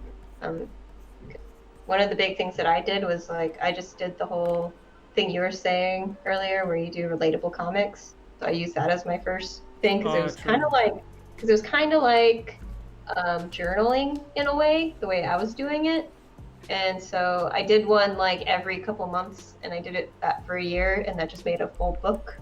And so that was like my first project, first full project to do, because it was like step-by-step kind of things. And now I'm trying to do a bigger one, but you have to consider like, where are you going to post it? If you're going to post it on like webtoons, it has to be like the vertical, like going down. Like you have to you have to base the flow of the like layout based on like where you're gonna do it at. So yeah, you have to have the flow going downward. If you're gonna do it page by page, you have to like again make the flow of that. Yeah, the flow is so hard. It is, and it's really interesting because I don't know if you heard Anthony Zierhut. Again, my mentor, he actually worked with, he used to do comics, and he got to work with the editor of Astro Boy and stuff. Yeah, he made his own manga. Yeah, I want to see it. He told me about it, and I want to like read it. And he keeps saying, "Yeah, I'll bring it to the studio, and I'll let you see it." And I'm like, "You fucking liar! You never bring it in." Like, like I want to see it. Let me see it, damn it. Yeah, and he has like actual notes from like the creator of like Astro Boy or whatever, and like how to like do the flow of a page. Oh, that's and like so cool. how it works. Yeah, so he wants to like remake the those notes into something like legible and like more organized, but Oh. yeah, it's so crazy. Oh, there's a question. Yeah, there's one more question. This might be better for you because I physically was not able to move to LA. Do you recommend I wait to move to LA until after I get a job or before? I am a recent graduate still in Illinois. Okay. Personally, I can't relate to this because again, I got my job like right Oh. after graduating. And it wasn't that hard for me to like move down because again, that was when I was like technically homeless and I was living out of my car, so everything was already packed up in my car, so I literally just drove down as soon as I heard I got the job, and like that was that. But I had some friends who did move over here. For instance, me and Daniel's coworker Carrie, who dropped out of school and went straight to like coming over here and everything. She like took CDA classes and like built her portfolio while she was here. I know not a lot of people can do this option. Like me, for instance, I couldn't with like how expensive it is here in LA. But I will say I've known people who have moved down here, and it's easier to network and find jobs that way. I know a couple people who moved down here and got quite a few gigs because there are a lot of like networking opportunities down here for people. Like I'm blanking on the names of a lot of them. CTN's one, but there's also this other one. Lightbox? Not Lightbox. It's like something that happens every month. This organization that like has like a little social for everyone. Oh yeah, Marco did that, right? Yeah, he did that, and he got a lot of like gigs that way. Yeah. And just especially if you're an outgoing person, I'm not. Oh yeah. if you're really outgoing and can like that's like a big part of it too, because it's like I think it was Neil Gaiman who said that like in his Make Good Art speech where he said that like you only need or there are three things that you need or there's three things that you can do to be good at a job and you only need like two of them. And it's like one is like be on time, the other one is do good work, and the third one is just being a pleasure to work with. And like often a lot of people if you like your work is lacking but you're on time and you're really pleasure to work with, they'll like it's like a triangle, right? That you have to pick two. Yeah, I think so. If you're all three, then great, you fucking like you're the best. But you don't need like all three. Like if you like I said, if you're reliable and you're a pleasure to work with, and people would rather work with that than deal with someone talented who just sucks. Yeah. At least starting out in the industry anyway. I can't say for like people who have been in it for a long time. It's just I know a lot of people who get more work because they're just really easy to work with. So if you already made those connections, then it's always good. And I think you can only really do that like and make them meaningful connections if you work down here. So I don't know. That's what I've seen. And everyone that I've known who's moved down here has it's been easier for them to get opportunities. Yeah, I think my recommendation is if you can survive down here for like if you have the means to do it, then I guess I would recommend it. But if it's like a big risk for you, then probably not. Yeah, I would not have been able to. That's for sure. Yeah. So it's not necessary. I would not have been able to do it, period. I did not have the means financially, but like everyone else, if you are able to, definitely do it. Yeah. So that's why if you can, then sure. But if it's like, oh, I can only live there for 2 months, so I have to get a job in that time, then I would say don't go for it. Mm-hmm. That'd be my recommendation, I guess. So you have like some temporary situation, so. Oh, thanks, Andres. We're literally just about to end. Yeah. But thanks for dropping in. Yeah. Shade Slayer is a great 3D animator. If you guys have any 3D animation questions. Oh, we were talking about how hard it is with 3D animation. We were talking about how hard animation was. I can't, like, however you guys do that, I don't know. I barely, like, passed my 3D class where we had to do a project, and I remember, like, one of the vertexes, like, on my character, it kept, like, pulling the opposite direction of where my character was moving, so I had to move the camera so you couldn't see it, because it was Oh, doing God. funky stuff. Like, the model was doing funky stuff because the rig fucked up or something. So I'm barely past that. Oh God. Yeah, it's like science at that point. It is, and like it was coming down to the wire, dude. Oh, no problem. I had broken shit all the Okay, that makes me feel better. That actually does make me feel better. I didn't know animators do that. Just not in VFX. Oh, true. Because it has to be like way more realistic. Oh, that's hilarious. VFX, they hunt you down. Yeah, maybe I should get maybe I should get Andres on the stream and we can talk about 3D animation. Yeah, you should do that. Like, I think having like a lot of people like on the stream would be cool to give perspective. Honestly, like things like this are the reason why I like did so well in school. Because again, I only had like the one class in I only had the one class at my school because it was a video game school and we didn't have a lot of resources to the film side, just a lot of resources to the game side, because there's absolutely no like game like there's no industry in Washington like in Seattle and stuff. Yeah, no, there's only video games primarily. I can't really think of any like because that's where Microsoft and like Google and stuff are. For some reason, like Hollywood skipped Washington. Maybe it's the weather. I don't know, because it's like they have stuff in Oregon and Canada and California, but everything else they don't got it there. So I don't know. That's like weird. I think like these talks with like people in the industry for students to like learn from, I think is really beneficial, especially again since this is how I got my education. Oh, so interesting. So, all right. So I'm always trying to help whenever I can, and I'm always open to. That's also something that you guys should do too, because I hear this from a lot of people.